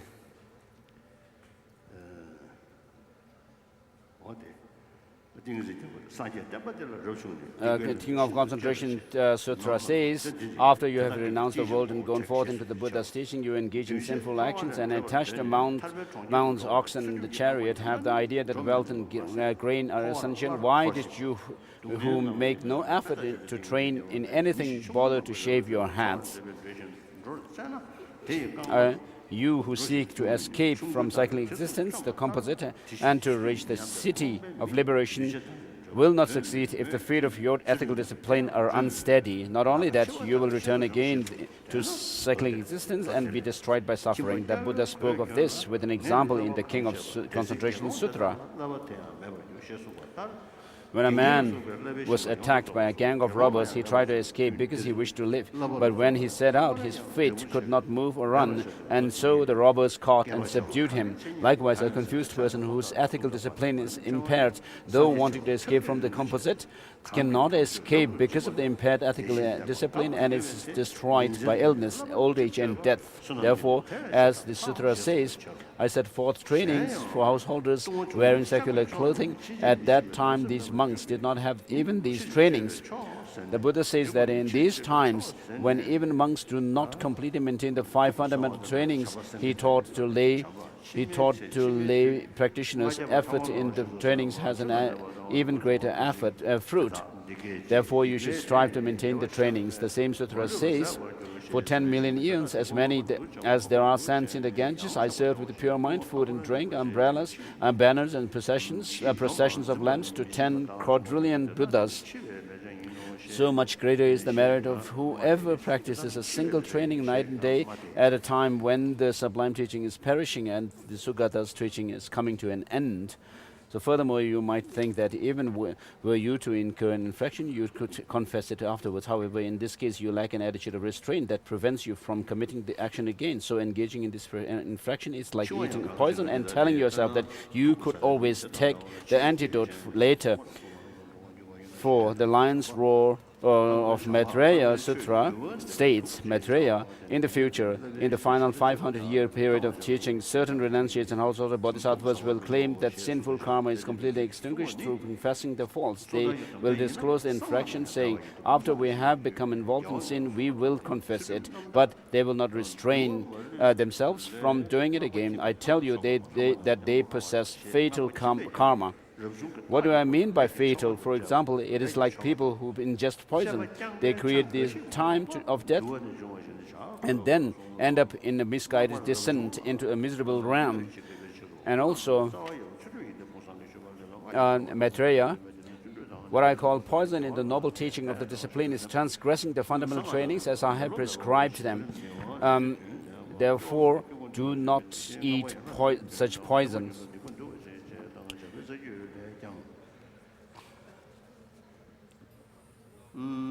Given that maintaining vow in such a way applies to one who has taken the vow's individual liberation, it is also similar for one who practices the mantra vehicle. For the Tantra requested by Suba, who states that even the householder practitioners of mantra must act in accordance with the text on discipline, except for the matters concerning the marks, ropes of renunciates and the ceremonial activities and some factors which are merely regulatory. Of the entire discipline that I, the conqueror, taught, the pure ethical discipline of individual liberation, a householder practitioner of mantra should set aside the science of rituals and practice the rest.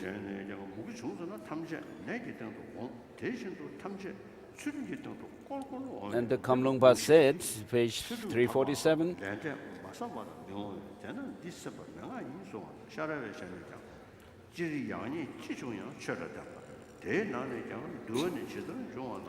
so not thinking about karma and its effect will not achieve pure ethical discipline. Therefore, thinking about this is a personal imperative. And Sharava also says, in general, whatever good or ill happens to you, it depends on religion. Moreover, within religion, if you depend on what the texts on discipline say, you will not even have to repeat things. You will be confidently pure, consistent, sure, and steadfast. Geshe Dromtenpa said, and then the quotation from Master Atisha.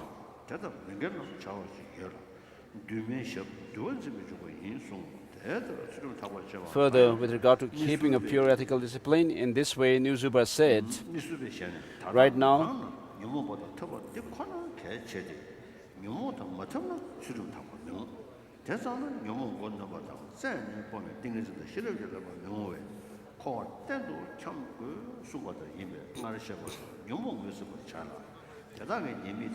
so you should know what afflictive emotions are.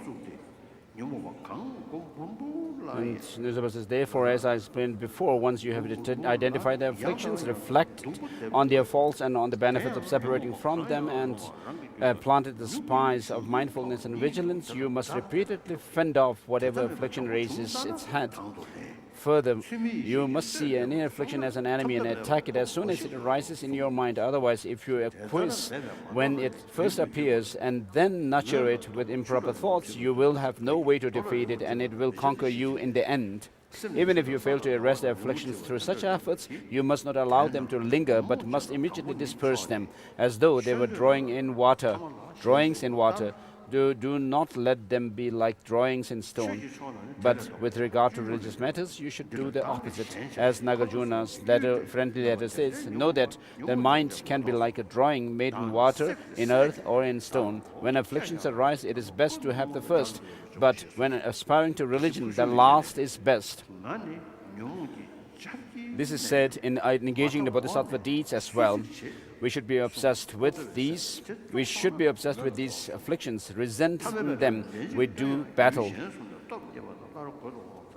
while making an exception for only those afflictions that are destroyers of other afflictions.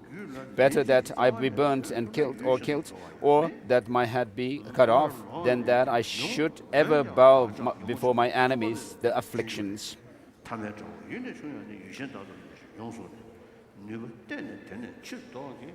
Then the engaging in Bodhisattva deeds says, on page 349, ordinary enemies expelled from a country. So with regards to the second line, the second phrase, a verse in this, the eye of wisdom, it indicates the various afflictions.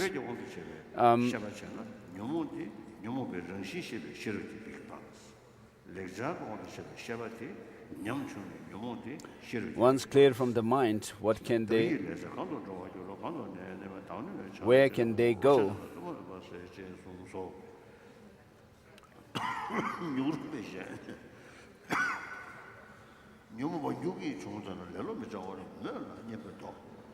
So in the line, the eye of wisdom eradicates the various afflictions. The Tibetan term, in the Tibetan, the translation is nyomong, nyomong 2 times, which is to mean that both, in a way, seems to indicate afflictions. But the one refers actually to the afflictions being very feeble in nature, that they can be eradicated with once you develop the eye of wisdom.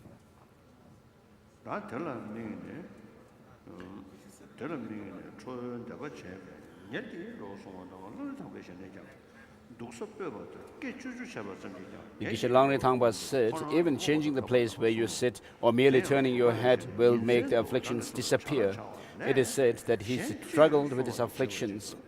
Such disappearance of the afflictions, as Langri Thangpa describes, occurs when you do, as Gombawa said, what is there to do except to stand guard over your mind and day and night. Furthermore, no matter how many times the great elder met someone in a day, he would always ask, meanwhile, have you had a good mind? The way to eliminate afflictions is as follows, beginning with the 6 rude afflictions. Among the great misdeeds, ignorance is the most tenacious and serves as the basis for all the other afflictions. Therefore, as a remedy for ignorance, you should meditate a great deal on dependent arising and become knowledgeable about the progression and cessation of cyclic existence. So as I have been saying, first think about the causal dependency of things, how causal conditions to bring about their causes, and then on the basis of that understanding, you can develop the understanding of dependent origination in terms of how things are designated, and overcome the root of all samsara and the rest of the afflictive emotions. And if you have habitually cultivated this, none of the bad views, such as the 5 afflicted views, will occur. Hostility is the enemy who brings suffering both in this and in the future lives, and so who destroys the accumulated good roots of virtue. As engaging in Bodhisattva deeds says, there is no sin like hatred. Therefore, never give hostility an opportunity and make every effort to be patient. If hostility does not arise, you will be very happy, and even in this life. Engaging in Bodhisattva deeds says, those who persistently defeat anger will be happy in this and other lives. So therefore you should meditate a great deal on what is externally or internally unpleasant and on the faults of being attached to desirable objects and thereby overcome your craving and attachment. The great master Vasubandhu says the 5 beings, deer, elephant, butterflies, fish and bees, are overcome by 5 desirable objects.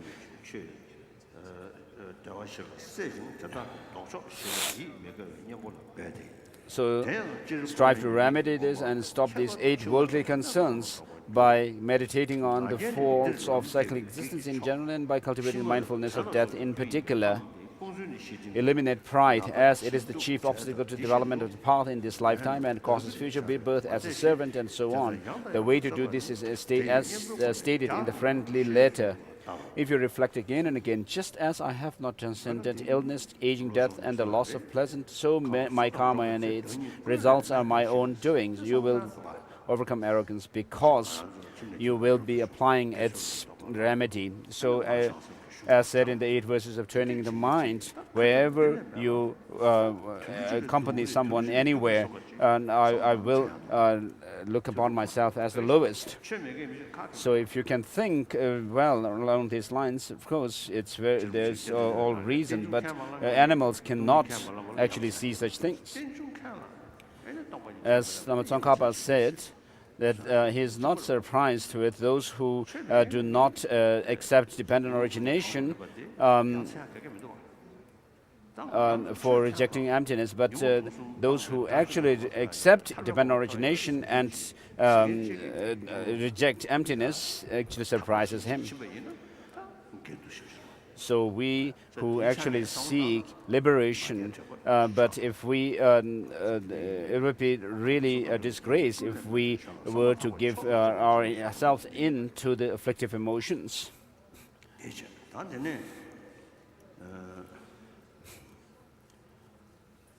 Once you have achieved certainty about the truth, the 3 jewels and the karma and its effects, the afflictions of doubt will not arise.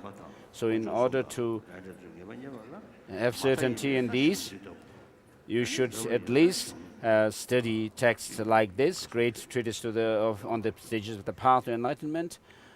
And if possible, you should also study the classic texts written by the great Nalanda masters, which will open your eyes of wisdom and which are very important to study.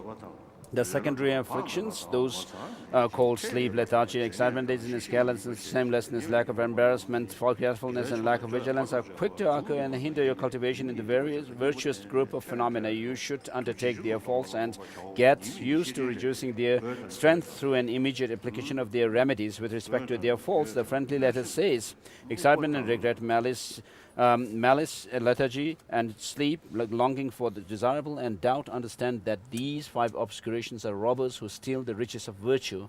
Also, the exhortation of wholehearted resolve discusses the faults at length. Phlegm, wind, and bile occur to a great extent in the bodies of those who take pleasure in sleep and lethargy. Their constitutions are in disorder. For those who take pleasure in lethargy and sleep, their stomachs are unclean because of poor food, their bodies are heavy and their complexions unhealthy, even their words are unclear. And those who take pleasure in lethargy and sleep are confused in their aspirations towards religion, faith. These children lose all of their good qualities, their virtues degenerate, and they fall into darkness. The mindfulness of the excellent teaching says the one foundation of all the afflictions is laziness. Those who have it, those who have a single moment of laziness will have no practice at all. The collection of indicative verses says, those involved in carelessness are childish people who ruin their minds. As master traders guard their wealth, so should the wise take care. The Garland of Birth stories also says this. And then the friendly letter says, Lord, mindfulness of that within the sphere of the body, speech, and mind is taught to be the one path by which the Sugatas traveled. Apply yourself to this and maintain it well. All virtues will disintegrate with the deterioration of mindfulness. Engaging in the Bodhisattva deeds says, even the faithful, the learned, and those who undertake joyous perseverance will be polluted by infractions through the fault of lack of vigilance. Thus, Even if you cannot arrest the afflictions or the secondary afflictions, it is indispensable to see them as enemies right now without strengthening them or taking their side. Hence, side with the remedies and strive to overcome the afflictions. After you have accomplished this, completely purify whatever ethical discipline you have assumed. As the glorious Gombawa, the disciple of the great elder, said to Nisurba, Yeshibar, if tomorrow or the next day someone were to ask you all your disciples, what are you practicing as the core of your personal instructions? They would answer that it was to attain super knowledge or vision of their chosen deities. However, they should answer, it is becoming more and more definite about the causes and effects of the karma, and consequently keeping purely whatever vows I have assumed. Therefore, you should understand this to indicate that phrase attainment, which result from meditation, refers to achievement of the reduction of afflictions such as ignorance. When people fight others, something that yields only sins and suffering both in this and in other lives, they endure all manner of suffering for however long it takes, even at the cost of their lives. Then they show off scars of their wounds, etc., and boast, I received this one at that time. This being the case, it is even more appropriate for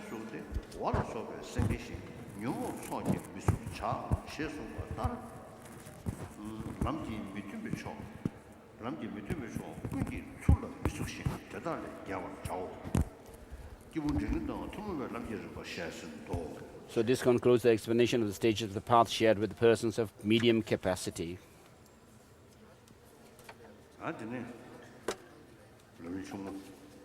Let's switch to middle length Lamrim.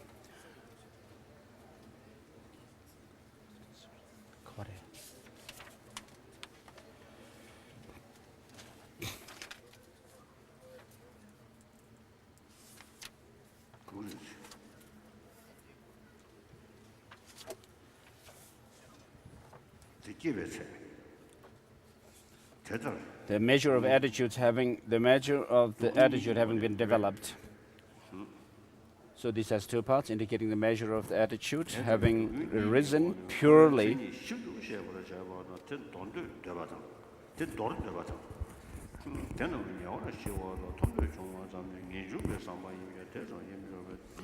So when you have come to understand page 124, when you have come to understand the characteristic of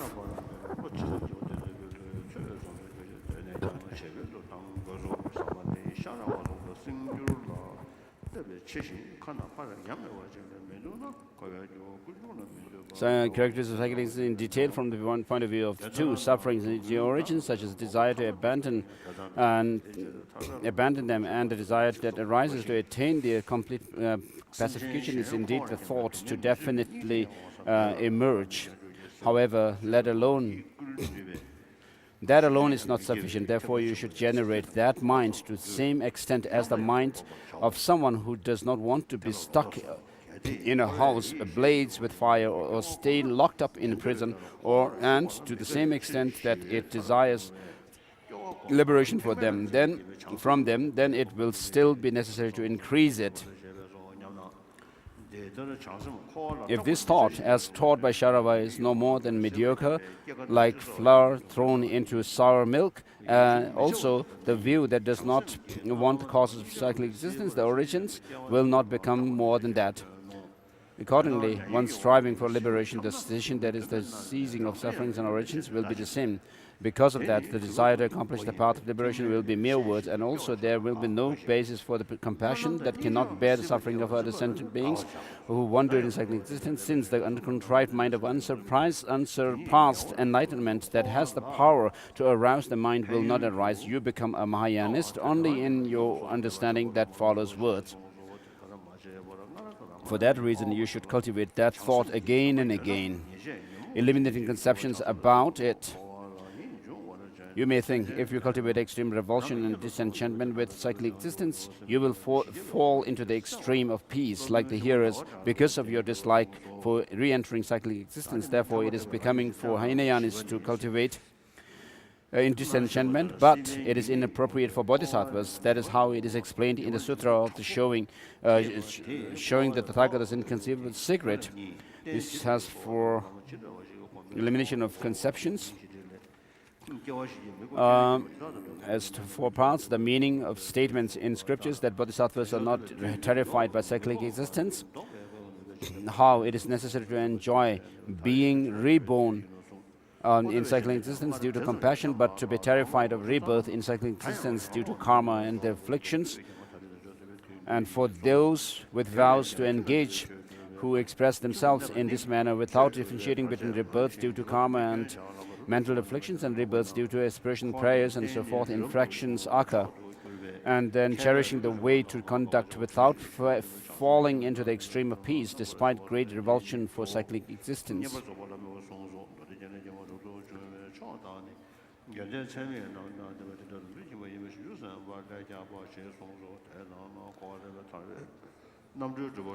And then explanation of how the nature of the path leading to liberation is established, establishment of the nature of the path leading to liberation, and by what kind of basis is cyclic existence averted. So monastic life is the best basis for practicing the Dharma.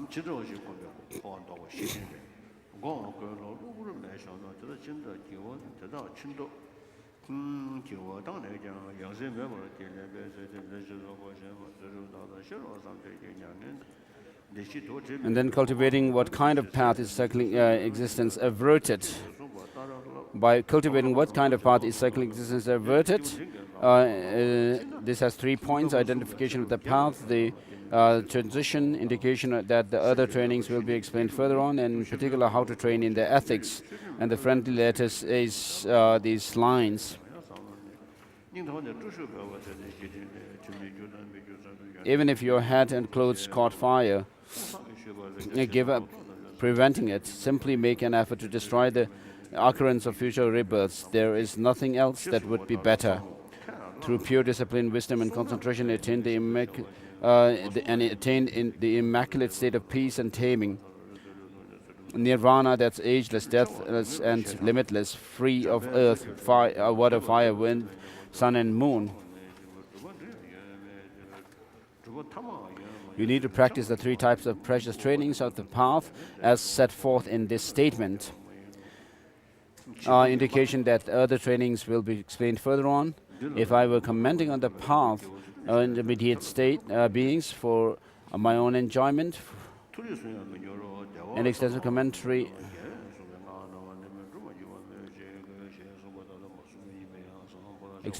on 3 trainings would be necessary. However, not doing this here. Therefore, here I will only briefly state the way to train in ethics. In particular, how to train in ethics.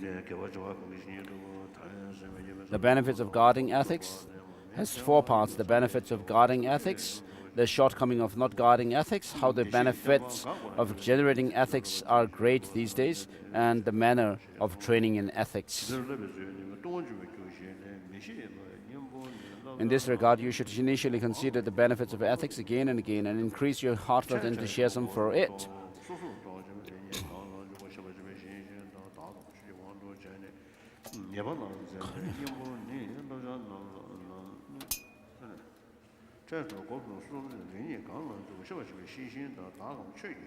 And in the Tantra request by Subahu, it says, just as crop grows faultless independent of the ground, depending on ethics, moistened by the water of compassion, the most superior wholesome qualities grow. You should think about it according to these statements. And then the shortcomings of not guarding ethics, just as guarding the ethics you have adopted brings enormous benefits. Likewise, there are great disadvantages to not guarding that.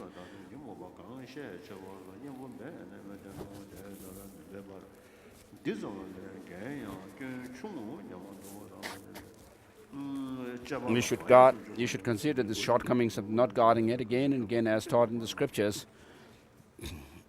Ethics is happiness for some, a sutra on the cherishing monks. It says, ethics is happiness for some, for others ethics is suffering. For those who have it, it is happiness. For those who breach it, it is suffering. In the root tantra of Manjushri, it says, if discipline declines in those who recite, there will be no highest attainments, nor will there be middling attainments. Even the least ones will remain absent. The king of sages did not teach mantra attainments for those who lose discipline, nor is that the place of or direction to go to the city of nirvana. How could there be in such bad children any attainment of mantra at all? For those who disregard ethics, how could there be happy realms if they do not become higher beings, nor beings bound now for highest bliss? What need to mention the accomplishing the mantras that the victors taught? How there are great benefits of generating ethics nowadays. The king of meditative concentration sutra says, the trainings that I taught to those who wear the lady grey apparel, even monks who are fully ordained will not have those trainings at that time.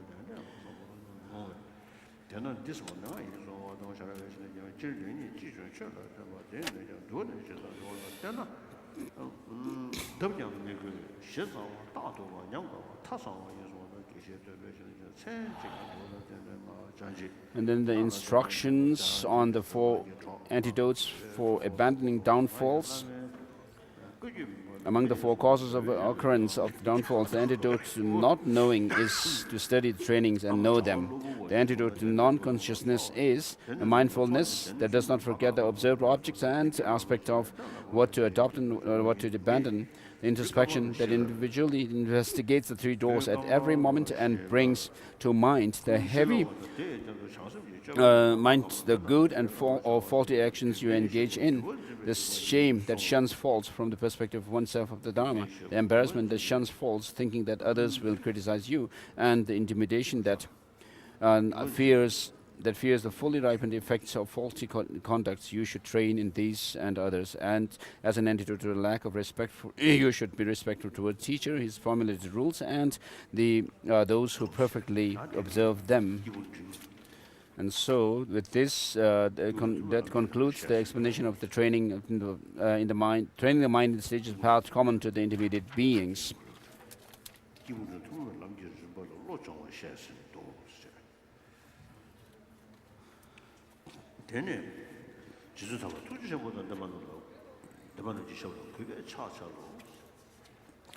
Next.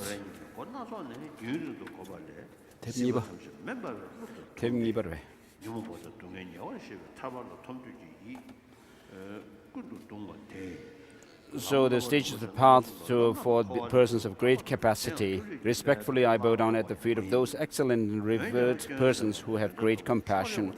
After such extended meditation on the faults of cyclic existence from various perspectives, you will see all of cyclic existence as a pit of blazing fire. Then you will be completely consumed with the desire to attain liberation, the elimination of suffering and afflictions. If you learn the path of the 3 precious trainings, you will attain liberation, which is free of cyclic existence and is indeed irreversible, unlike the glory of high status within cyclic existence.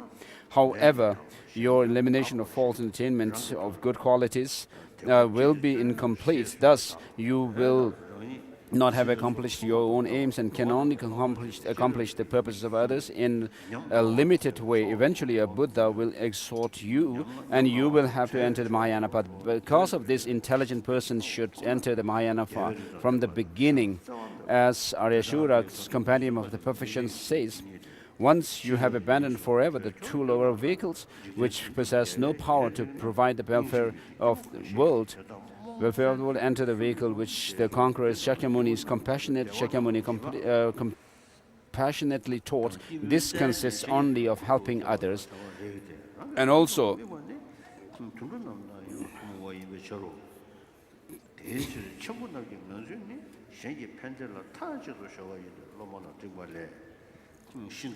so letter to a student says, page 14 of book 2,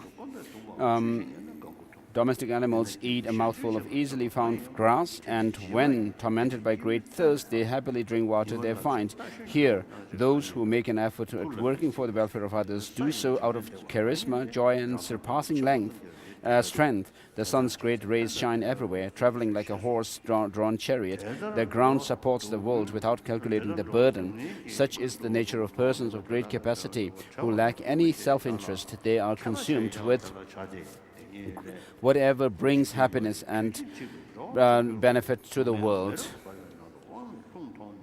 One who sees beings tormented by the above-mentioned suffering and who hastens to act for their welfare is called a person of great capacity and an adept. The same text says, those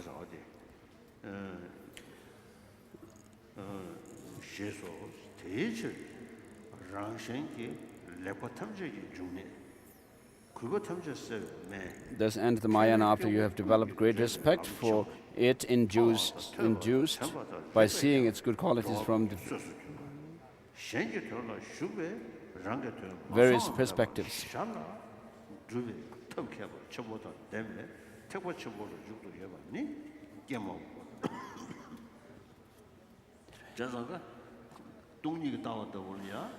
Therefore, page 15, after the quotations, therefore the Mahayana is the origin of all good qualities, all the good of self and others, and so nobody actually criticizes saying that compassion and altruism are bad.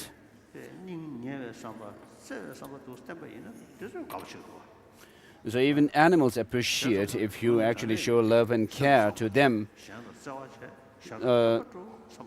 So if you could also have compassion towards others and think of helping them, serving them, benefiting them, then this mind that we have,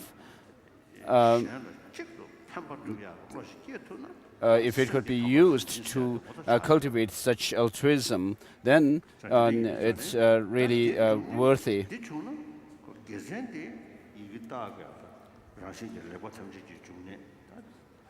And so, as it is said, the Mahayana is the origin of all the goods of self and others, the medicine that alleviates all troubles and so forth. So it will actually bring about omniscience, and you'll be able to accumulate and complete the accumulation of merit and wisdom. So as Bodhisattva Charyavatara says, the bodhicitta is the great path of is the principal path of the Mahayana, and so forth. Now, someone wishes to read the lamrim, the condensed lamrim.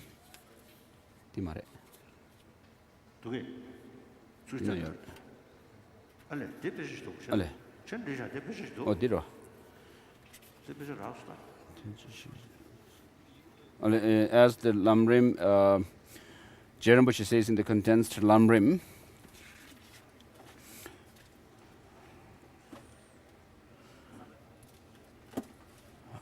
bodhicitta is the central pillar of the supreme vehicle, and so he always wishes to read through this text. A song of experience, condensed points of the stages of the path. In this, this is also contained in the essence of superfine gold. I bow down my head to the chief of the Shakyas.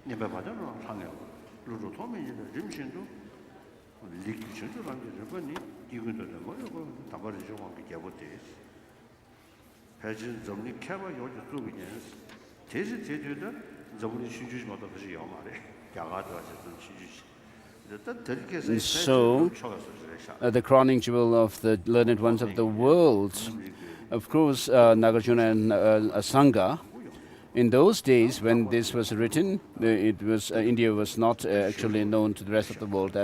But today, India is known to the whole world, and therefore we could say the crowning jewel of the learned one of the world.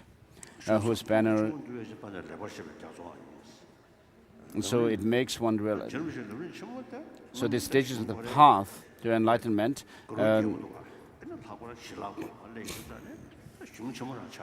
as it fulfills every aspiration of sentient beings, it is the king of wish-fulfilling gems of instructions. So this is true about Master Tsongkhapa's Lamrim Chemo. But some Lamrims do not have this detailed explanation of the difficult points of practice, but they give the visualizations. So the writings of Lama Tsongkhapa has this unique quality of actually going through the points, and then when there are difficult points to be resolved, he actually uses resolve to reason and then explicates them further, very in great detail. So this is unique to him. Whereas Bodhin Rinpoche, of course, was a great scholar who has actually written a great many texts. And I read one a commentary on one text by Nagarjuna by Bodhin Rinpoche. And I found that when it came to very difficult points, then Bodhin Rinpoche didn't have much comment on them. Just summarizes and gives a short explanation. But as opposed to that, Lama Tsongkhapa, when he comes across very difficult points, then he would actually explicate them.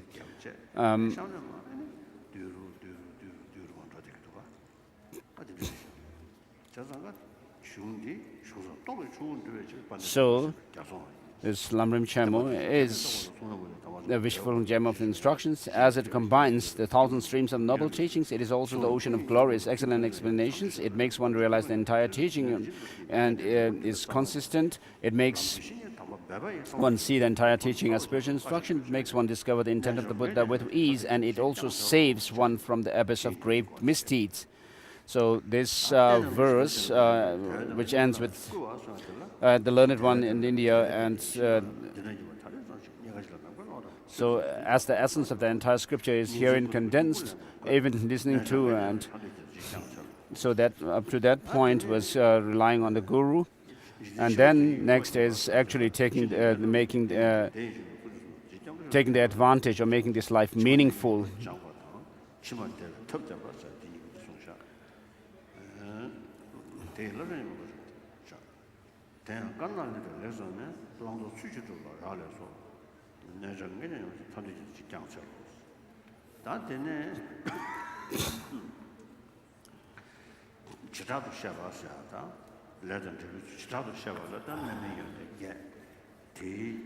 And then thinking about the particular cause and effects is taught from this verse, where it begins with the line, "Until you obtain a fully qualified rebirth, no breakthrough in the practice of the extraordinary path will occur," and so forth. And then the purification of your negative karmas.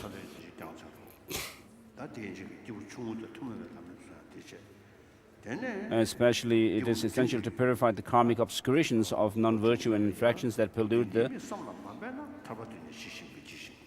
And then cultivating the paths of the beings of small capacity and the paths of intermediate being. If you make no effort to ponder the faults of true suffering, a genuine wish for liberation will not arise. Mainly here you think about the suffering of samsara. As long as you remain in samsara with this contaminated body and mind, which is a result of one's delusion and karma, you will not be liberated. And so you should see this condition in samsara, and you should actually develop this wish to go out of, and therefore look into the cause of this samsara, and therefore genuine wish to liberation will not rise. If you do not contemplate how the origin of suffering leads to samsara, you will not know how to eliminate the root of samsara. Hence, it is essential to cultivate renunciation of samsara and recognize what binds you in samsara. I, a yogi, practice in this way. You who seek liberation should do likewise.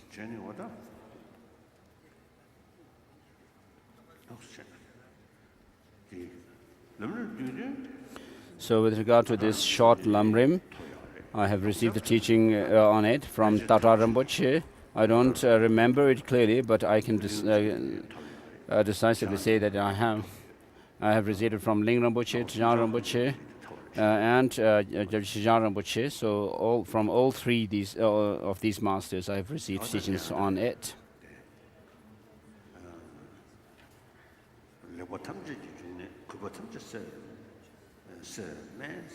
So therefore the Mahayana is the origin of all the good of self and others, the medicine that alleviates.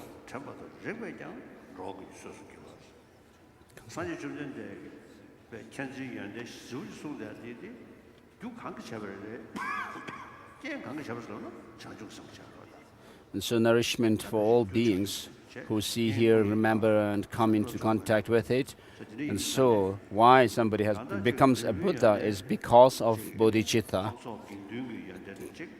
So the qualities, the positive qualities of the bodhisattvas on the 10 grounds, such as the 10 great qualities developed when one reaches the path of seeing and so forth, does not come only from these qualities do not come only from by developing or having the insight and experience of emptiness, but for this to become ultimate bodhicitta, for the realization of emptiness, direct realization of emptiness to become ultimate bodhicitta, it must be complemented by bodhicitta, the conventional bodhicitta, which is the aspiration to become a Buddha for the benefit of all sentient beings.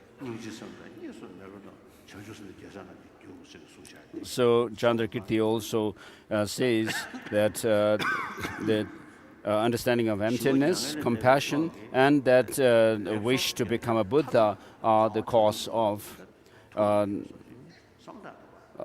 Bodhisattva. So while you remain in samsara, if you have a very altruistic mind, warm heart, and abstaining from killing, stealing, raping, or rape, and also telling lie, using harsh language, and so forth, thinking that it's not good to harm others, and it's very powerful. If you just think that, oh, by doing these negative actions, you will be harmed, then it's rather more selfish. Also, although in both cases you are restraining killing and so forth, there is a difference in the result. So through the practice of restraining or the killing and so forth, you actually create cause of higher rebirth, and then saving lives of others and so forth, but you will also create the same cause. And so all these excellences in life, in samsara, come from doing good to others.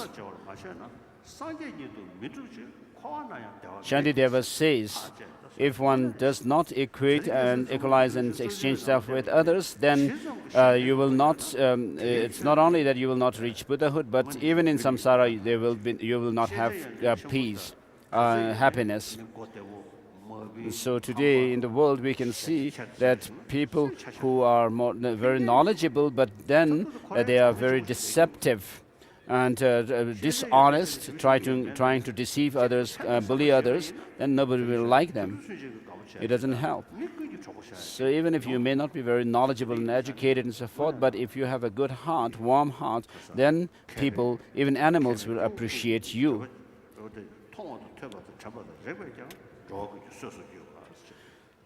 So, and that which has the great skill in means that engages in you, in others' welfare, and thereby indirectly achieves your own welfare in its entirety. So sometimes we have this notion that if you be good to others, actually it doesn't help you much. If you are if you have a good warm heart, it actually maybe help others and not you.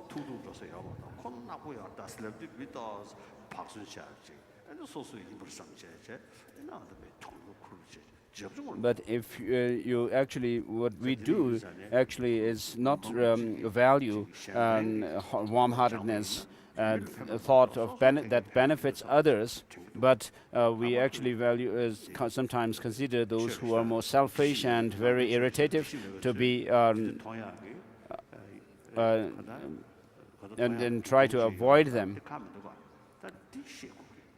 And so we have to know the difference. If you actually cultivate altruism, who is the first beneficiary? The person himself or herself who cultivates this. So whether it helps others or not is dependent on their attitude. It depends on circumstances. So without think about others, if you could actually, regardless whether it actually brings help to oneself or others or not, if you have a good heart, warm heart, then you will be the first beneficiary. If you are honest, if you are altruistic, thinking of to help others, you'll be honest. You will not bully others. You will not despise or look down on others. You will not bully them, and you will be you won't be. You won't do things which are like double dealing, and therefore you will not be anxious. You could be. You can be transparent. With that, people will trust you. And this trust is the source of friendship. Without trust, how can you have friends? How can you be friends? Friends of money are not real friends. When people actually flatter people with power or wealth, then of course that's not a genuine friend. Because once the rich people lose their money, or the authorities lose their power, then they will lose their friends. So when sometimes it happens that people gain more friends when they make more wealth, once this wealth is gone, they also lose these friends. And compared to that, then the animals are much better, because they do not actually look for your wealth or anything like that, because they only value and appreciate your sincerity to them. So we as human beings sometimes think that, oh, what's the use? If I be friend with that person, what do I gain? If I don't gain anything, I will not. It doesn't make sense to be friend with them. So that's not good. That's not sincere friend. And so with altruism, you are happier in mind, and because of that, you have better health. So although you think of others as it's said here,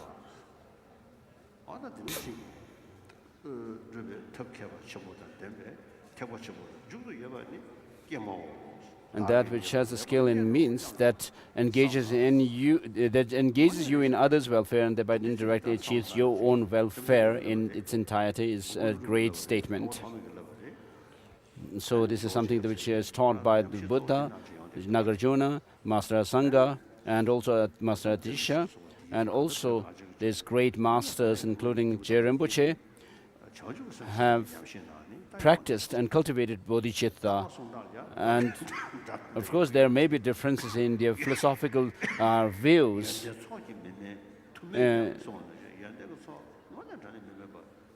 So they have great qualities. They don't lack in the good qualities. It's because of this bodhicitta. And so one who enters things wonderful, I have found what I'm looking for. Enter the supreme vehicle with all the strength of an excellent person that you have. The compendium of the perfection states, this supreme vehicle is realized by genuine wisdom. From it, the omniscience of the great sage arises. He is like the eye of the world. His radiance like the rays of the rising sun. Thus enter the Mahayana after you have developed great respect for it, induced by seeing its good qualities from various perspectives. The training in the mind, in training the mind in stages of the path for persons of great capacity. So perhaps I should stop here.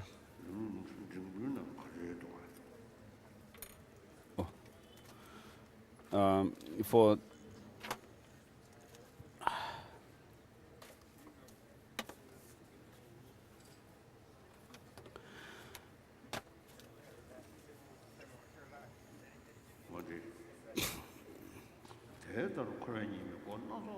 through meditating in this manner on page 131, through meditating in this manner on the disadvantages of cycling existence from different perspectives over a long time, you will see all existence as a pit of blazing fire, and your mind will be thoroughly overcome by the wish to attain liberation that completely pacifies suffering. If, due to that, you train in the 3 trainings, you will attain liberation from cycling existence, and moreover, you will not indeed turn back again when even to look at the glory of high status. Nonetheless, since extinguishing one's own faults and achieving positive qualities is limited, your own welfare will not be complete. For that reason, the welfare of others will also be temporarily neglected, and in the end, having been urged to do so by the Buddhas, you will have to enter the Mahayana. Therefore, it is appropriate for the intelligent to enter the Mahayana from the start. In the Compendium of the Perfection, it says, having abandoned forever those 2 vehicles which are without power to bring about all the world's aims, those whose nature tastes of benefiting others, enter the victor's vehicle, teaching compassion. It is the happiness and magnificence of great beings and the capacity of great beings. It is appropriate to take responsibility for the welfare of others, because to observe only one's own welfare is something we also share with animals. Therefore, the natural disposition of great beings is to categorically strive for the benefit and happiness of the others.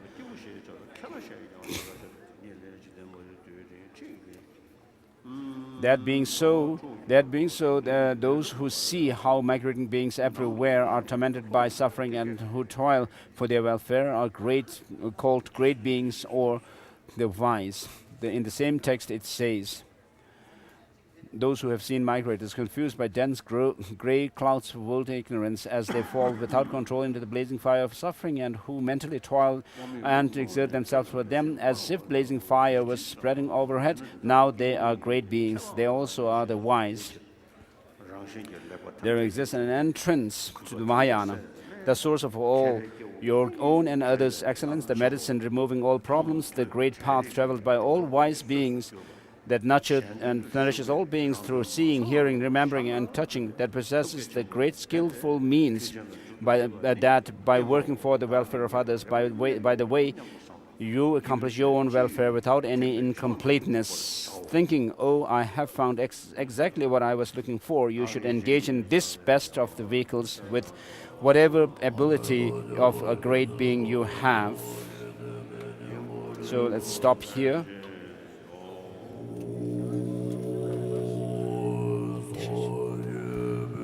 Josh, and it's ground anointed by perfume strewn with great.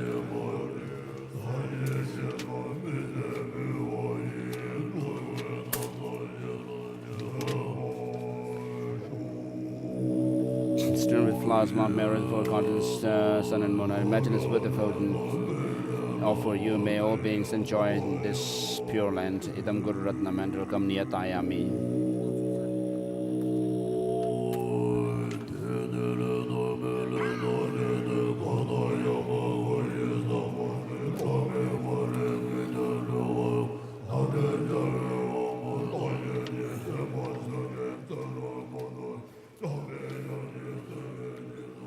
By accumulating through a long effort the 2 collections as fast as the sky, may I become the chief of conquerors to guide all sentient beings whose feeble minds are blinded by ignorance. Also, in all lives until I reach that point, may my Manjugosha kindly look after me. After I find the supreme path complete in the stages of teaching, by accomplishing it, may I please the conquerors by skill in means, inspired by strong loving kindness. May the vital points of the path that I precisely know clear away the mental darkness of beings. May I then uphold the conqueror's teachings for a long time. In regions where supreme precious teaching has not spread, or where it has spread but then declined, may I illumine them. Illumine that treasure of happiness and benefits within the mind, deeply moved by great compassion. May this treatise on the stages of the path of enlightenment, well founded on the wondrous deeds of the conquerors and their children, bring glory to the minds of those who want to be free, and long preserve the conqueror's achievement, as for all who provide conditions that support integration of the good path and clear away conditions that inhibit that integration, whether they are humans or not. May they never separated in all their lifetimes from the pure, authentic path praised by the conquerors. When I strive to properly achieve the supreme vehicle through the 10 deeds of the teaching, may I become accompanied always by those who have power, and may an ocean of good fortune pervade all directions.